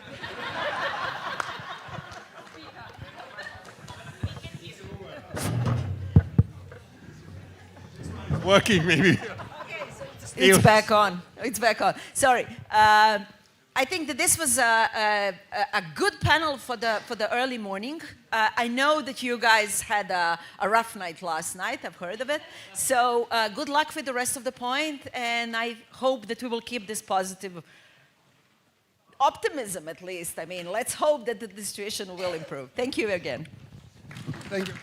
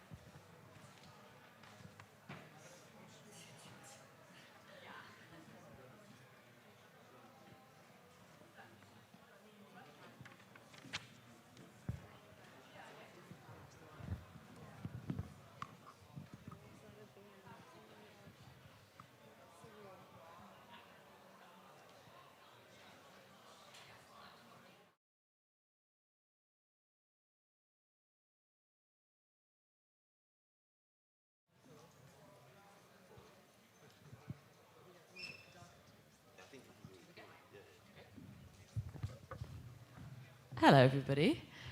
I might get the guys at the back to bring up the presentation. If that's okay. Fantastic. What dedication to this panel. Thanks, everybody. I promise I'm going to get each one of you a coffee in the next break. It's great to have you here, and as people come in, we'll let them come and settle. So, I'm Kate Llewellyn. I'm Project Director of Artemis Alliance, an international network of CSOs countering hostile state-backed gender and identity disinformation, all with the aim of building societal resilience and cohesion against hostile state-backed disinformation. I'm really excited to be moderating this panel, Weaponizing Gender, Exposing Disinformation Tactics and Building Resilience. Over the next hour or so, and we promise we're going to do an hour, we're going to be exploring this multi-vector security threat that GID and gender identity disinformation poses. We're going to be examining the connection it has to broader disinformation tactics. And we want to kind of leave you all with something a bit practical to take back to your desks and to your computers. So we'll be sharing some recommendations based on kind of what works to counter GID. And we're going to be hoping to bridge some of the silos that we face between all the different sectors that we're coming from. So it's going to be quite interactive. We've got some expert panelists here from Poland, Armenia, and from Bulgaria. We've got plenty of time for Q&A at the end. So I'm going to introduce the panelists now. So we have Eliza Kotowska, a senior analyst from Poland's Kosciuszko Institute, a leading think tank on cybersecurity and disinformation. Eliza coordinates CyberSec, the European Cybersecurity Forum, and has researched gender narratives in politics. We have Christine Makaratian, apologies, Christine, a gender program manager at Oxygen Foundation for Protection of Youth and Women's Rights in Armenia. She leads and designs programs promoting gender equality, women's empowerment, and inclusive governance. And we have Elizaveta, who's a Sofia-based analyst and researcher at the Democracy Shield Task Force of the Center for the Study of Democracy, where she investigates foreign information manipulation and interference, or FIMI, and Russian disinformation networks across southeastern Europe and the Black Sea region. Thanks all for being here. So I'm going to be turning to the panelists shortly and also setting the scene a bit on gender and identity disinformation. But I wanted to turn to you all now and to ask you the question, what's your understanding of gender and identity disinformation? And Sophia has been wrangling at the back with a Mentimeter, so it'd be fantastic if you could bring that up now. Brilliant. Is there a way that we can present it in the top right corner? Big blue button on the top right. Oh.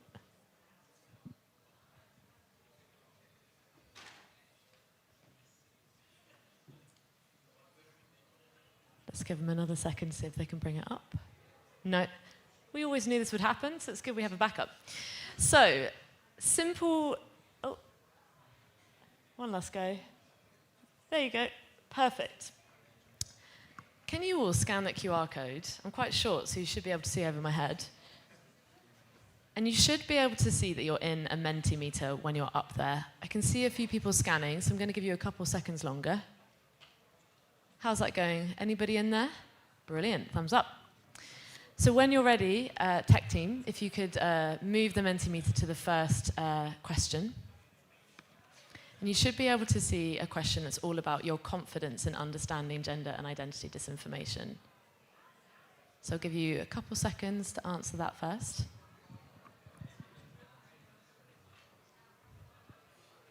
that working? No? So can we move on to the next question, if that's okay?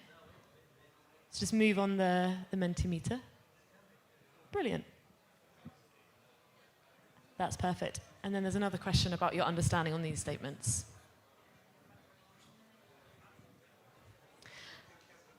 Nothing's happened. You know what? Let's be really manual. Okay, no worries. Let's bring up the results, I think. Ooh, okay. So we're seeing quite a lot of people who think that GID harms women and LGBT people through physical and online attacks. not so much kind of belief around the GID harming social cohesion. Oh, wow, okay. Okay, this is going to be a really good panel then, I think. What about the results for the first question? Can we bring those ones up? Okay. Let's give you a couple more seconds on that one. Oh, going down.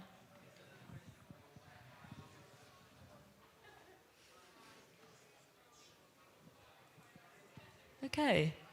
3.1 out of 5, confidence of your understanding of gender and identity disinformation. This isn't too much of a surprise. The panelists that we all have here and myself, we're quite used to kind of talking about gender and identity disinformation, and people kind of understand it a bit, they've heard of it, but maybe don't quite know the impact of it or kind of what it really represents. And we're hoping by the end of the hour, we'll be able to have answered that question a little bit more. Thanks all. So I think it's time to hear from our panelists now. We're going to have opening questions and presentations from each of you, and then we're going to open it out to more broadly discussions around GID. So, Elisa, I would love to ask you, first of all, so your research uncovered how female political candidates were specifically targeted by GID during Polish elections. Could you share some of the key patterns of GID that you observed, the impact this had on the women targeted, and how these attacks represent a broader threat to democratic processes? Of course. So to start, thank you for having me here to talk about this very important topic, and I'll jump right into it. So in my research, I found that many of the disinformation campaigns which were used against female politicians focused on characteristics that are usually associated with the female gender, while the campaigns used against male politicians usually focused on their political ideas. So for example, when it comes to women, a lot of the narratives focus on the fact that they're too emotional about motherhood, so this is where abortion comes in, as well as their sexuality. So to give some few examples, when a woman said that she is pro-abortion, immediately any disinformation that was about abortion was accredited to her, no matter what she said. Emotionality, there were videos of random women screaming in crowds, claiming that these are candidates. This video was, of course, debunked, saying that this is not the candidate, but the harm was already done. The woman is too emotional to be in a leading role. And when it comes to sexuality, this was one of the scariest, I think, evidences we found. There was a completely fabricated image of a woman created by AI in which she was dressed very inappropriately at a parliament meeting. The comment said that this is how women show up to work, and this is why they are proving that politics is a space for men. Now, many of the accounts that were commenting were not actually saying that, well, is this AI? It was so believable that many accounts were actually just agreeing, saying that, yes, well, this is why politics is a male career. So overall, to sum it up really quickly, it's the gender norms that we have, the traditional gender norms in Poland were being used to discredit these women before they could even have the chance to talk about their political campaigns. No matter what they said, everything was kind of brought down to the fact that they're a woman who is too emotional and is too much focused on her looks in order to be powerful and effective as a leader. Now, this is harmful to them not only because it discredits them and people are less likely to vote for them, but to democracy as a whole. So with GID, it is the attempt to suppress the half of the population. Now, in democracy, it is the belief that the majority is being represented. That cannot exist if half of the population is being told that they should not be engaged in political processes and should not be speaking out. So there's also this infringement of the freedom of speech because they are being targeted. There are death threats that are being sent to these candidates for speaking their minds, as well as the fear of physical altercation. So in the most recent elections, there was a case in which a female doctor was actually barricaded for an hour in a hospital because one of our presidential candidates believed there was a case of abortion with a lot of malinformation on it that went viral online. He believed it, and he barricaded her for an hour and had a press conference. So now, when you speak your mind, you have this threat of an actual physical altercation. So now, with GID, we are both suppressing women, as well as not allowing them to speak their minds in fear of actually being hurt when they are saying something that might be opposing to what the public believes. Of course, there's that idea of you make a decision based on wrong information, which later can have a very bad influence on who you choose to lead your country. In our case, when we stick to the case of abortion, there's a lot of disinformation about abortion, and one of our political parties which is very much against abortion, has been internationally criticized to be against democracy because they both repress the freedom of speech by having state-controlled media, as well as limiting the rights of marginalized groups. So when you are misinformed and you are making decisions based on this disinformation, you are putting people in power that are actually harming democracy. So overall, this is not only harming the woman's chance to be elected and be a leader, but it is causing this democratic backsliding where you are being suppressed and you are actually in fear of speaking your mind, honestly, because someone might hurt you for having that view. Thanks, Elisa. The example of the hospital, I think, is a really telling example of that shift from online harassment into kind of physical threats and somebody's place of work. So thank you for that. And I really recommend kind of reading up on your report, and you had a more recent one that was kind of recently published.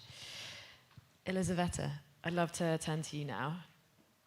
So with your focus on gender and identity disinformation and Russian influence networks in Southeast Europe, could you share some specific examples of how these targeted campaigns operate and what solutions you suggest to counter them? Thank you so much, Kate, for your question and for holding space for such discussions that aim to really bridge the gap between Russian influence networks and GID in our region. I believe we can learn a lot from examining the case of Bulgaria, where the proliferation of the anti-gender ideology campaigns can be attributed to the most prominent pro-Kremlin political actors, media actors, as well as content producers, which at their core aim to advance Russia's strategic objectives of eroding confidence in democratic institutions, undermining Bulgaria's European integration, and really, as you have mentioned during your presentation, exacerbating social and political divisions. So how do Russian influence networks operate? They operate through a complex, multi-layer strategy aim to weaponize information environments and weaponize local vulnerabilities, such as, for instance, governance gaps, economic and energy dependencies, but also existing pro-Russian sentiments. And in Bulgaria, one of the most potent vectors for this is the manipulation of gender ideology and gender in itself, which became the target of pro-Kremlin's actors' securitization attempts to signify really this existential threat posed to Bulgaria's national identity, sovereignty, and traditional family. On the linguistic level, there's lack of Bulgarian alternative to word gender, so it became kind of a slur and a sort of offensive word to use, signifying gay, trans, or simply someone holding strong pro-European views. But on the discourse level, it entails the rejection of equal rights, visibility, or even the existence of all or some gender and sexual minorities, where, of course, Russia is being emphasized as this hegemonic traditionalist beacon that is able to defend Bulgarian children against the evils of the non-traditional sexual orientation. And this really comes at the background of normalized patriarchal views and historically motivated pro-Russian sentiments, which resulted into the mainstreaming of the fight against anti-gender campaigns, which, as you've already mentioned, the Istanbul Convention in 2018, Bulgaria failed to ratify it, and it was a massive disinformation campaign that, again, portrayed it as the entry point for legalizing same-sex marriages and introducing the so-called third sex. Also in 2023, the Supreme Court of Cassation reversed the legal gender reassignment, putting trans rights in jeopardy, but also setting a further precedent for the rollback on rights of LGBTQ community and women. And the most recent development in the summer of 2024, the Bulgarian parliament passed an amendment to the Preschool Education Act, which was banning the LGBTQ propaganda from schools, which is a bill that was proposed by the far-right pro-Kremlin party and supported by the majority of the ruling parties, including the ruling pro-European party. So where I would like to arrive with this, to highlight two solutions. So first of all, cultivating real political pushback on behalf of pro-European parties, which have been largely absent from the rollback on civil rights, but also sort of reframing gender ideology as a tribute to national resilience rather than a threat to it. And the best long-term investment to it is civic and human rights education. So this notion of living democracy, right? Because critical thinking, I don't believe it's enough. You need to be able to experience it and understand what values of pluralism, democracy, and human rights mean to you, so that children know it from a young age. Thank you. We've been talking quite a lot in our kind of prep calls about how gender is being exploited in all of the countries that we're seeing, and has become kind of a real hotspot, which really kind of prevents the actors, the good actors that we need, kind of being in this conversation. And I'd love to pick up on that later. But Christine, perhaps you can kind of help us with a bit of forward thinking here, thinking a little bit about countermeasures that we can be taking. So your team at Oxygen has implemented several initiatives to be countering gender and identity disinformation. Could you share some insights about an intervention that you've delivered?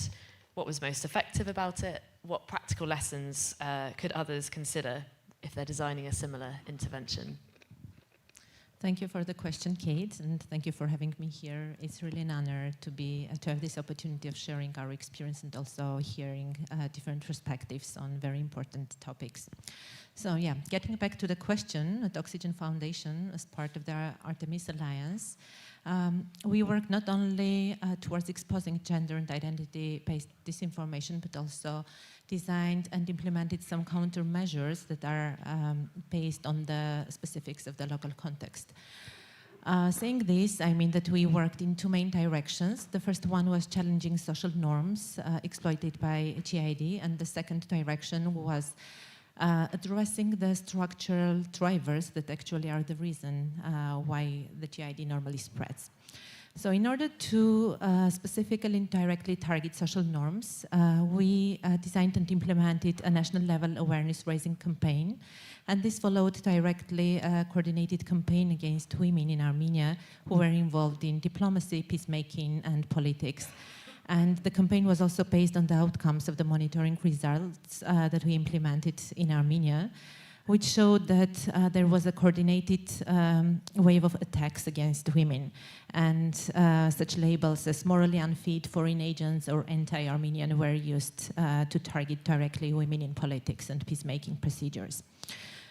So rather than to respond reactively, we implemented the campaign, and it was designed as a value-based campaign, challenging the gender and identity-based narratives and disinformation, but not like separate pieces of disinformation.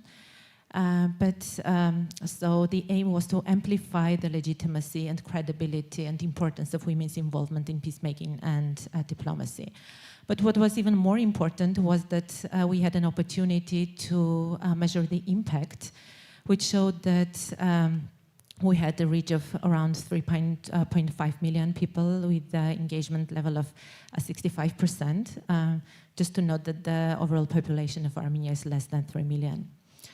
And when getting back to the impact, I would say that we saw an increase of 12% in people's willingness to support women in politics and diplomacy. I'm speaking about openly advocating for their involvement in these fields.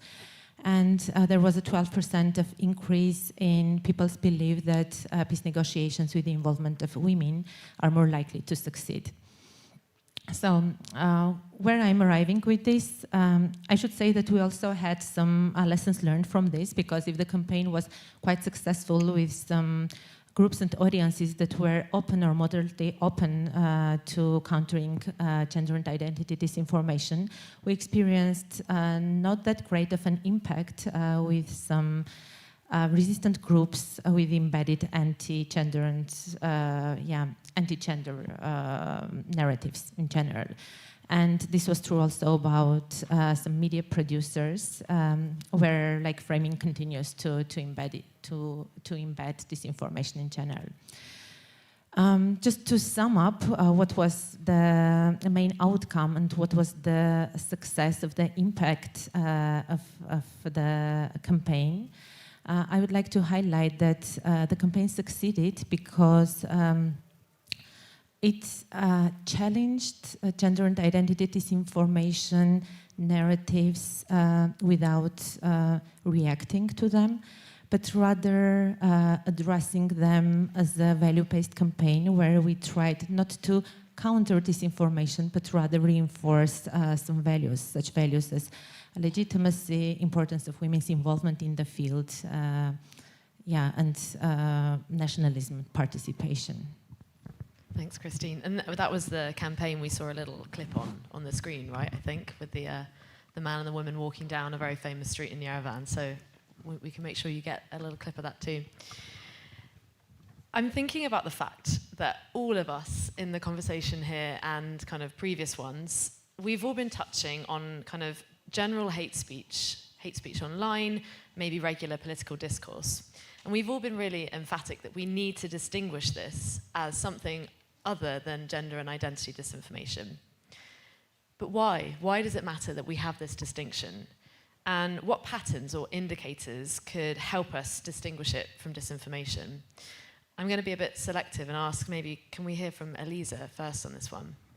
Yes, this is something I'm very passionate about only because in my report, this is something I differentiated because I believe if we don't differentiate the difference between hate speech and gender disinformation, you will have a lot of criticism saying that, well, what is being said is just misogyny or just dislike towards women, and you can't flag that as disinformation because you simply disagree with it. So while that is true, there is this need to distinguish it, and there is a need to highlight that both are important to discuss. So hate speech could just be attacking someone based on their gender or sexual orientation, but it is mainly aimed at that person. When it comes to disinformation campaigns that focus on gender, focus on sexual orientation, it is this point to discredit them based on it. So this is not only focusing on one person, it's focusing on gender or on that group of people as a whole. However, what I found in my research is that hate speech is often accompanied by disinformation. It kind of sets the path for gender disinformation. So hate speech creates an environment in which gender disinformation becomes more believable. So we had instances, for example, the idea that a woman is less intelligent than a man. That was very popular.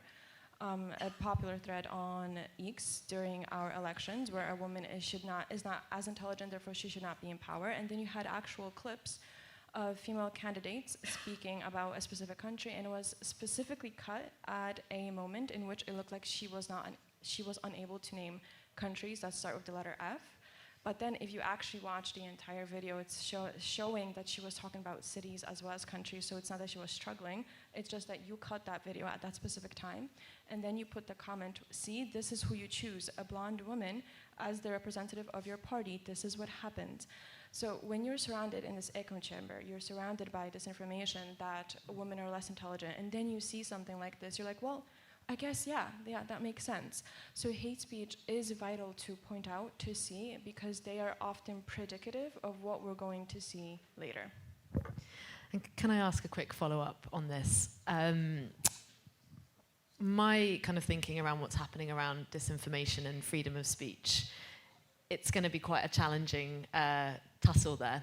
And I wonder, to your point around kind of really needing to differentiate that, is that going to be even more important with the conflation between disinformation and freedom of speech that we're seeing coming from the US at the moment? I think so, yes, and not only the US, but in Poland. So we are currently having elections for the president. The first turn of the elections already happened, and now you have these two candidates that are saying, well, the fight against disinformation is not important because it is kind of infringing on your freedom of speech. And of course, gender disinformation is not mentioned at all, because while our government is trying to focus more on disinformation, not once has gender disinformation been actually spoken about.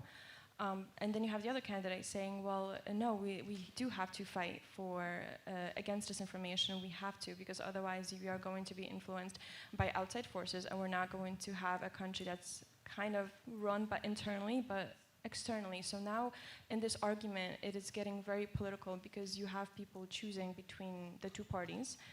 And it's a very difficult position to be put in, because you do have to protect the freedom of speech, because that's what it is. Even when you're speaking against gender disinformation or any disinformation, you are using that freedom of speech to say, hey, this is not right. So there is this fine line that you have to find, which I know in Poland is very difficult, and someone who has grown up in the US is also very difficult, especially now that the US is saying that disinformation is actually European propaganda and is just another way of the EU, which was formed to kind of discredit the US, another way of the EU trying to kind of get into the internal affairs of the US. Yeah, so just another additional challenge to add on to this this topic. But Christine, I just wanted to turn to you before we look at actors.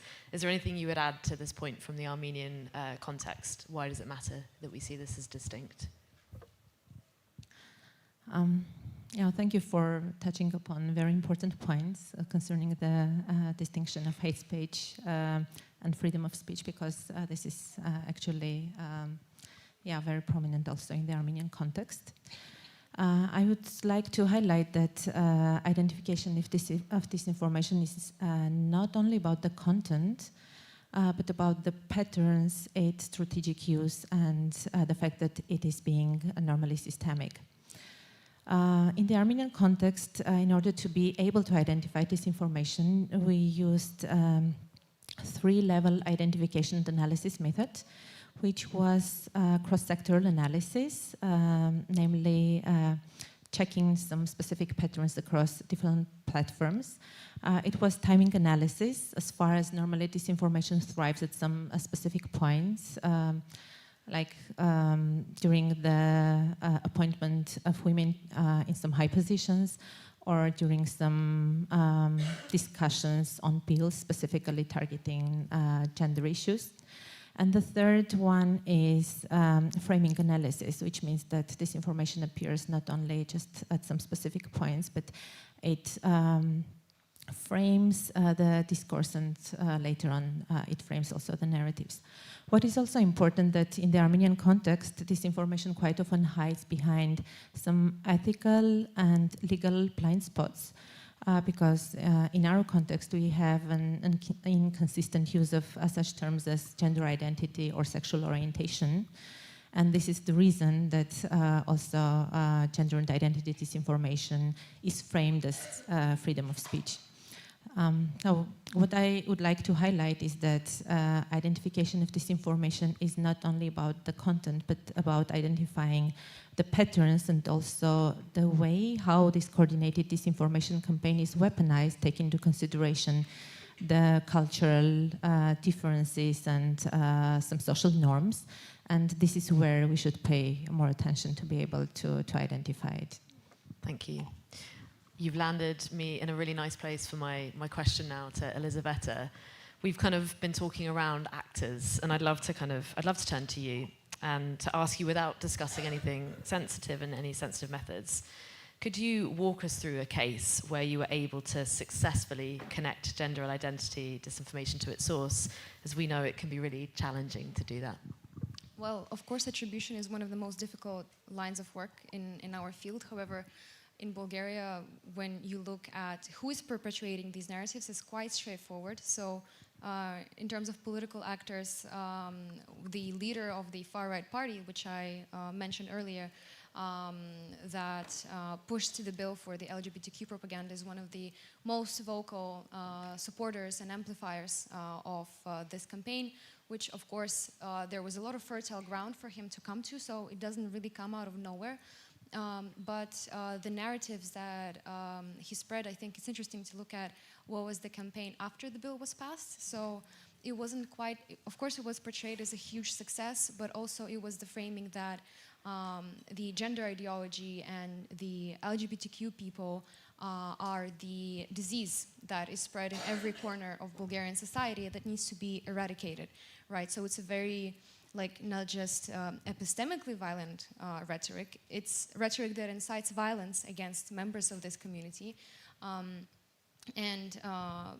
Like as a result of the adoption, there were teachers that protested this notion, and what the party did was publish the list of teachers and publicly declared them enemies and that they're not abiding the new law, right? So I think it's interesting to like examine exactly this line between like gender disinformation and hate speech and how it enables a pathway towards radicalization. So how these narratives shape views and enable actors to act.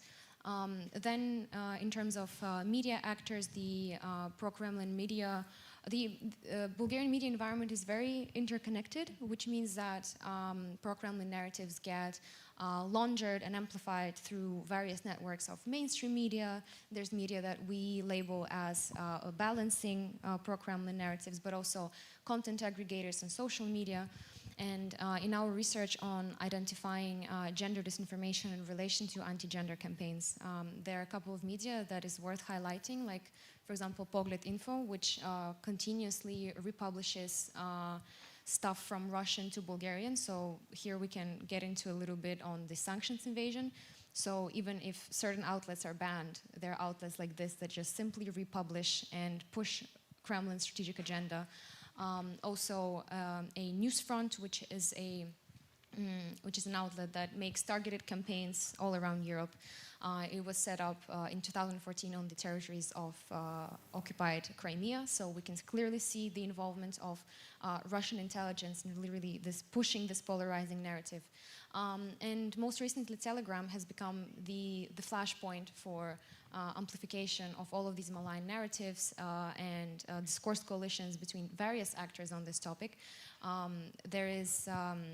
We found there's a very high concentration of the so-called ZAD chats, so like ZAD meaning the symbol of Russia's invasion of Ukraine, where gender is being compared to Satanism and the foreign NGOs undermining Bulgarian state from within. And also curiously, a paramilitary organization, Vasilevsky Military Union, is also an active actor on Telegram.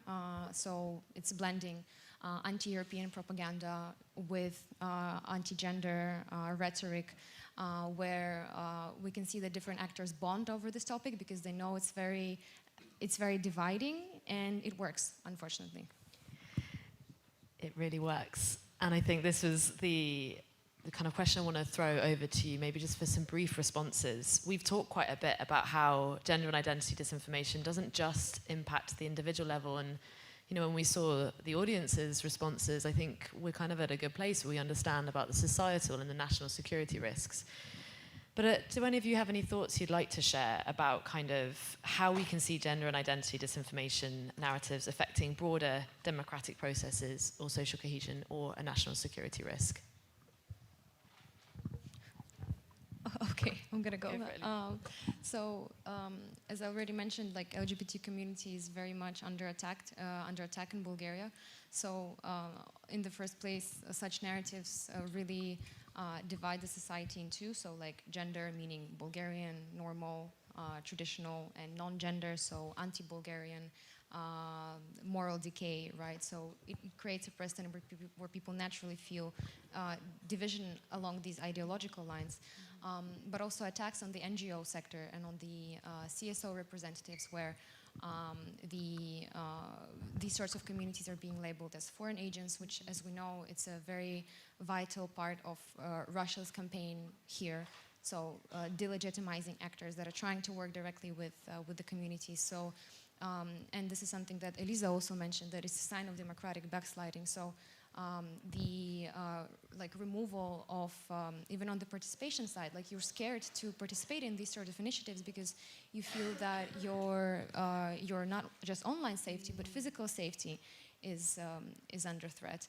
Like, for example, comparisons of drawing associations between like LGBTQ organizations and individuals with pedophilia, right? So it incites homophobic attacks, and it really ignores the reality of even the children that they love to talk about. So like LGBTQ children, 70% face verbal abuse, 30% are under physical attacks, and 50% want to move from Bulgaria. So it kind of really says like about the state of democratic resilience and how young people perceive and how they want to be in Bulgaria because of this.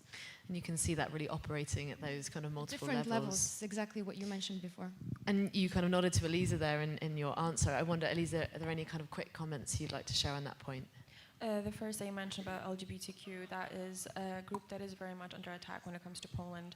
But I wanted to quickly talk about social cohesion, because the research that I conducted was during the parliamentary elections, and you had these concepts that are actually pushed over to these elections. So you had, for example, feminism. So that was deemed as a very negative connotation.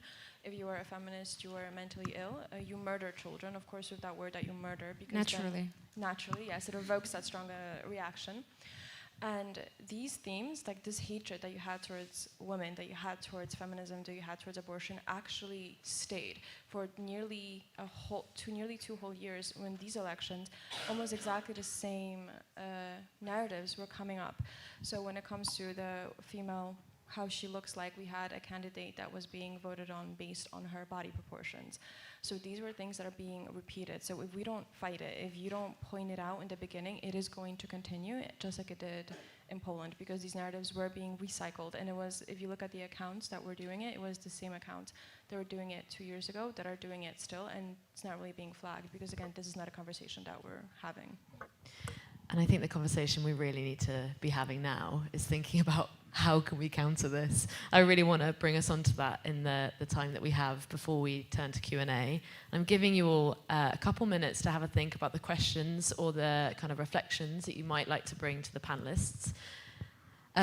Christine, I'd love to turn to you now, thinking about countermeasures. You know, as I mentioned earlier, you're an organisation that's been kind of really delivering a number of countermeasures. And I wonder, are there any other initiatives that you'd like to share, and anything more that you'd like to talk about in terms of your learning around how the intervention was implemented, how it was received, any advice that you would share? Thank you for the question, Kate.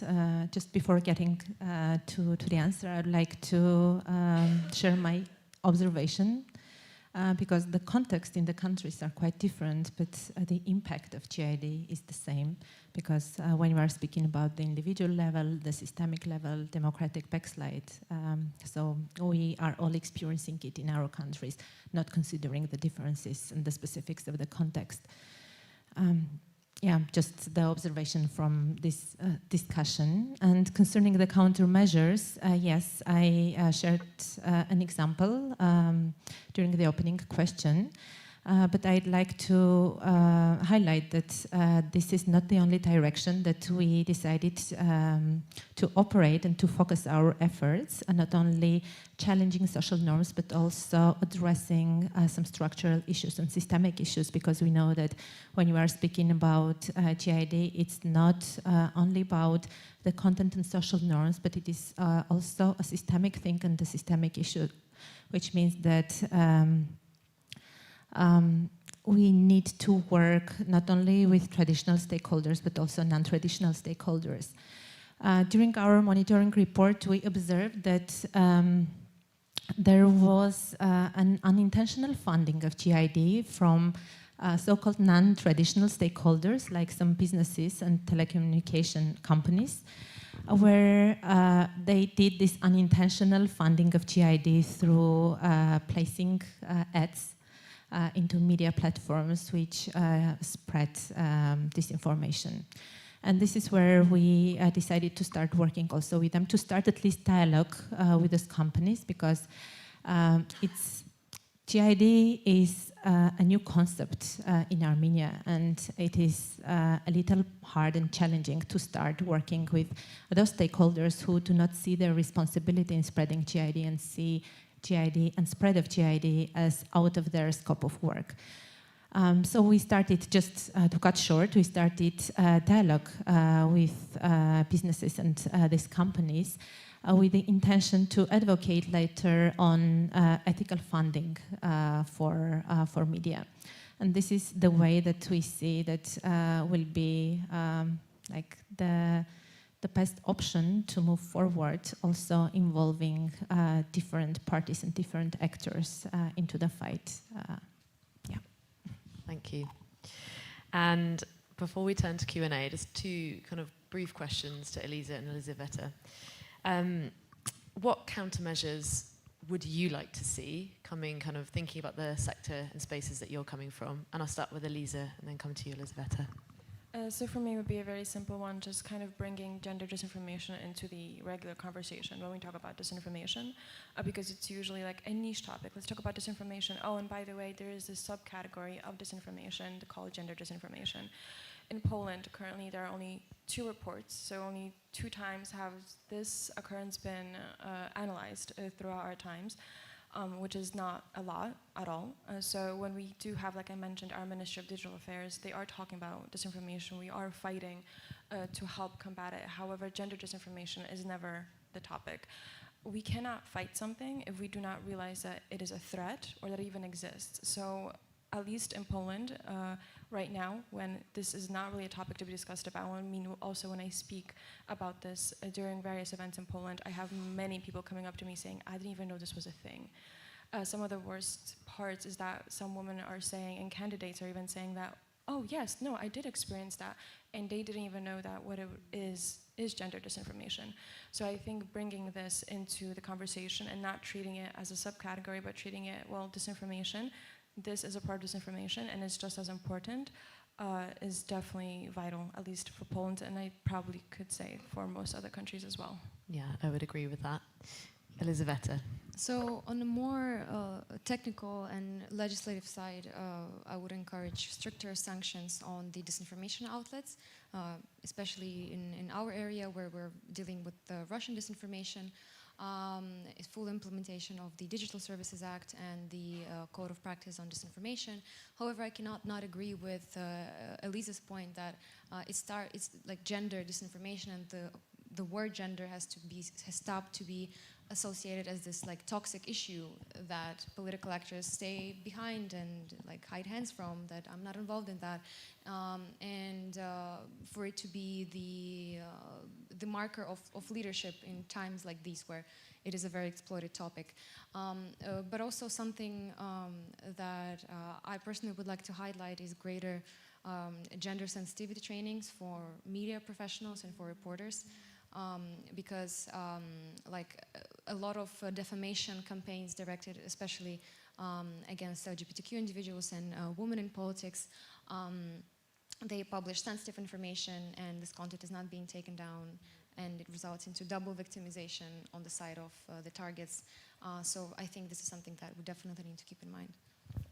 Thank you. I would love to turn to the audience now. We've got about 10 minutes for questions, and we've got 2 hands that came straight up here. So let's have a mic down here, if that's okay. Okay, thank you very much. I'm Evan Hari Soufi, journalist from Kosovo TV1 television. We have a serious situation in Kosovo in terms of disinformation, especially from Serbia, which is spreading its propaganda to the Serbian community, and then it also appears in some media, including Kosovan and Serbian medias. This is being described as extremely dangerous, especially in terms of its rise in tension in 4 municipality. Sorry? Could you put the mic a bit closer and then we can hear you a bit clearer? Oh, okay. How can, my question is, how can we fight disinformation more? What is your suggestion from your perspective? Thank you very much. Okay, thank you. And then we had another question, I think. Let's take another and then we'll answer them together. Sergey from Prague. You told that you follow accounts who share like 2 years ago, 3 years ago, disinformation about gender. What type of disinformation they also share? Like to connect this, because you also told that the gender disinformation should be or shall be the part of mainstream disinformation, and everyone shall understand that this is the same thing. I just want to clarify your question. So what type of other disinformation rather than gender and identity disinformation? Yes. I might actually suggest that might be a chat to have afterwards, just as it isn't so focused on disinformation, unless I've misunderstood. I just want to connect this, that you can track.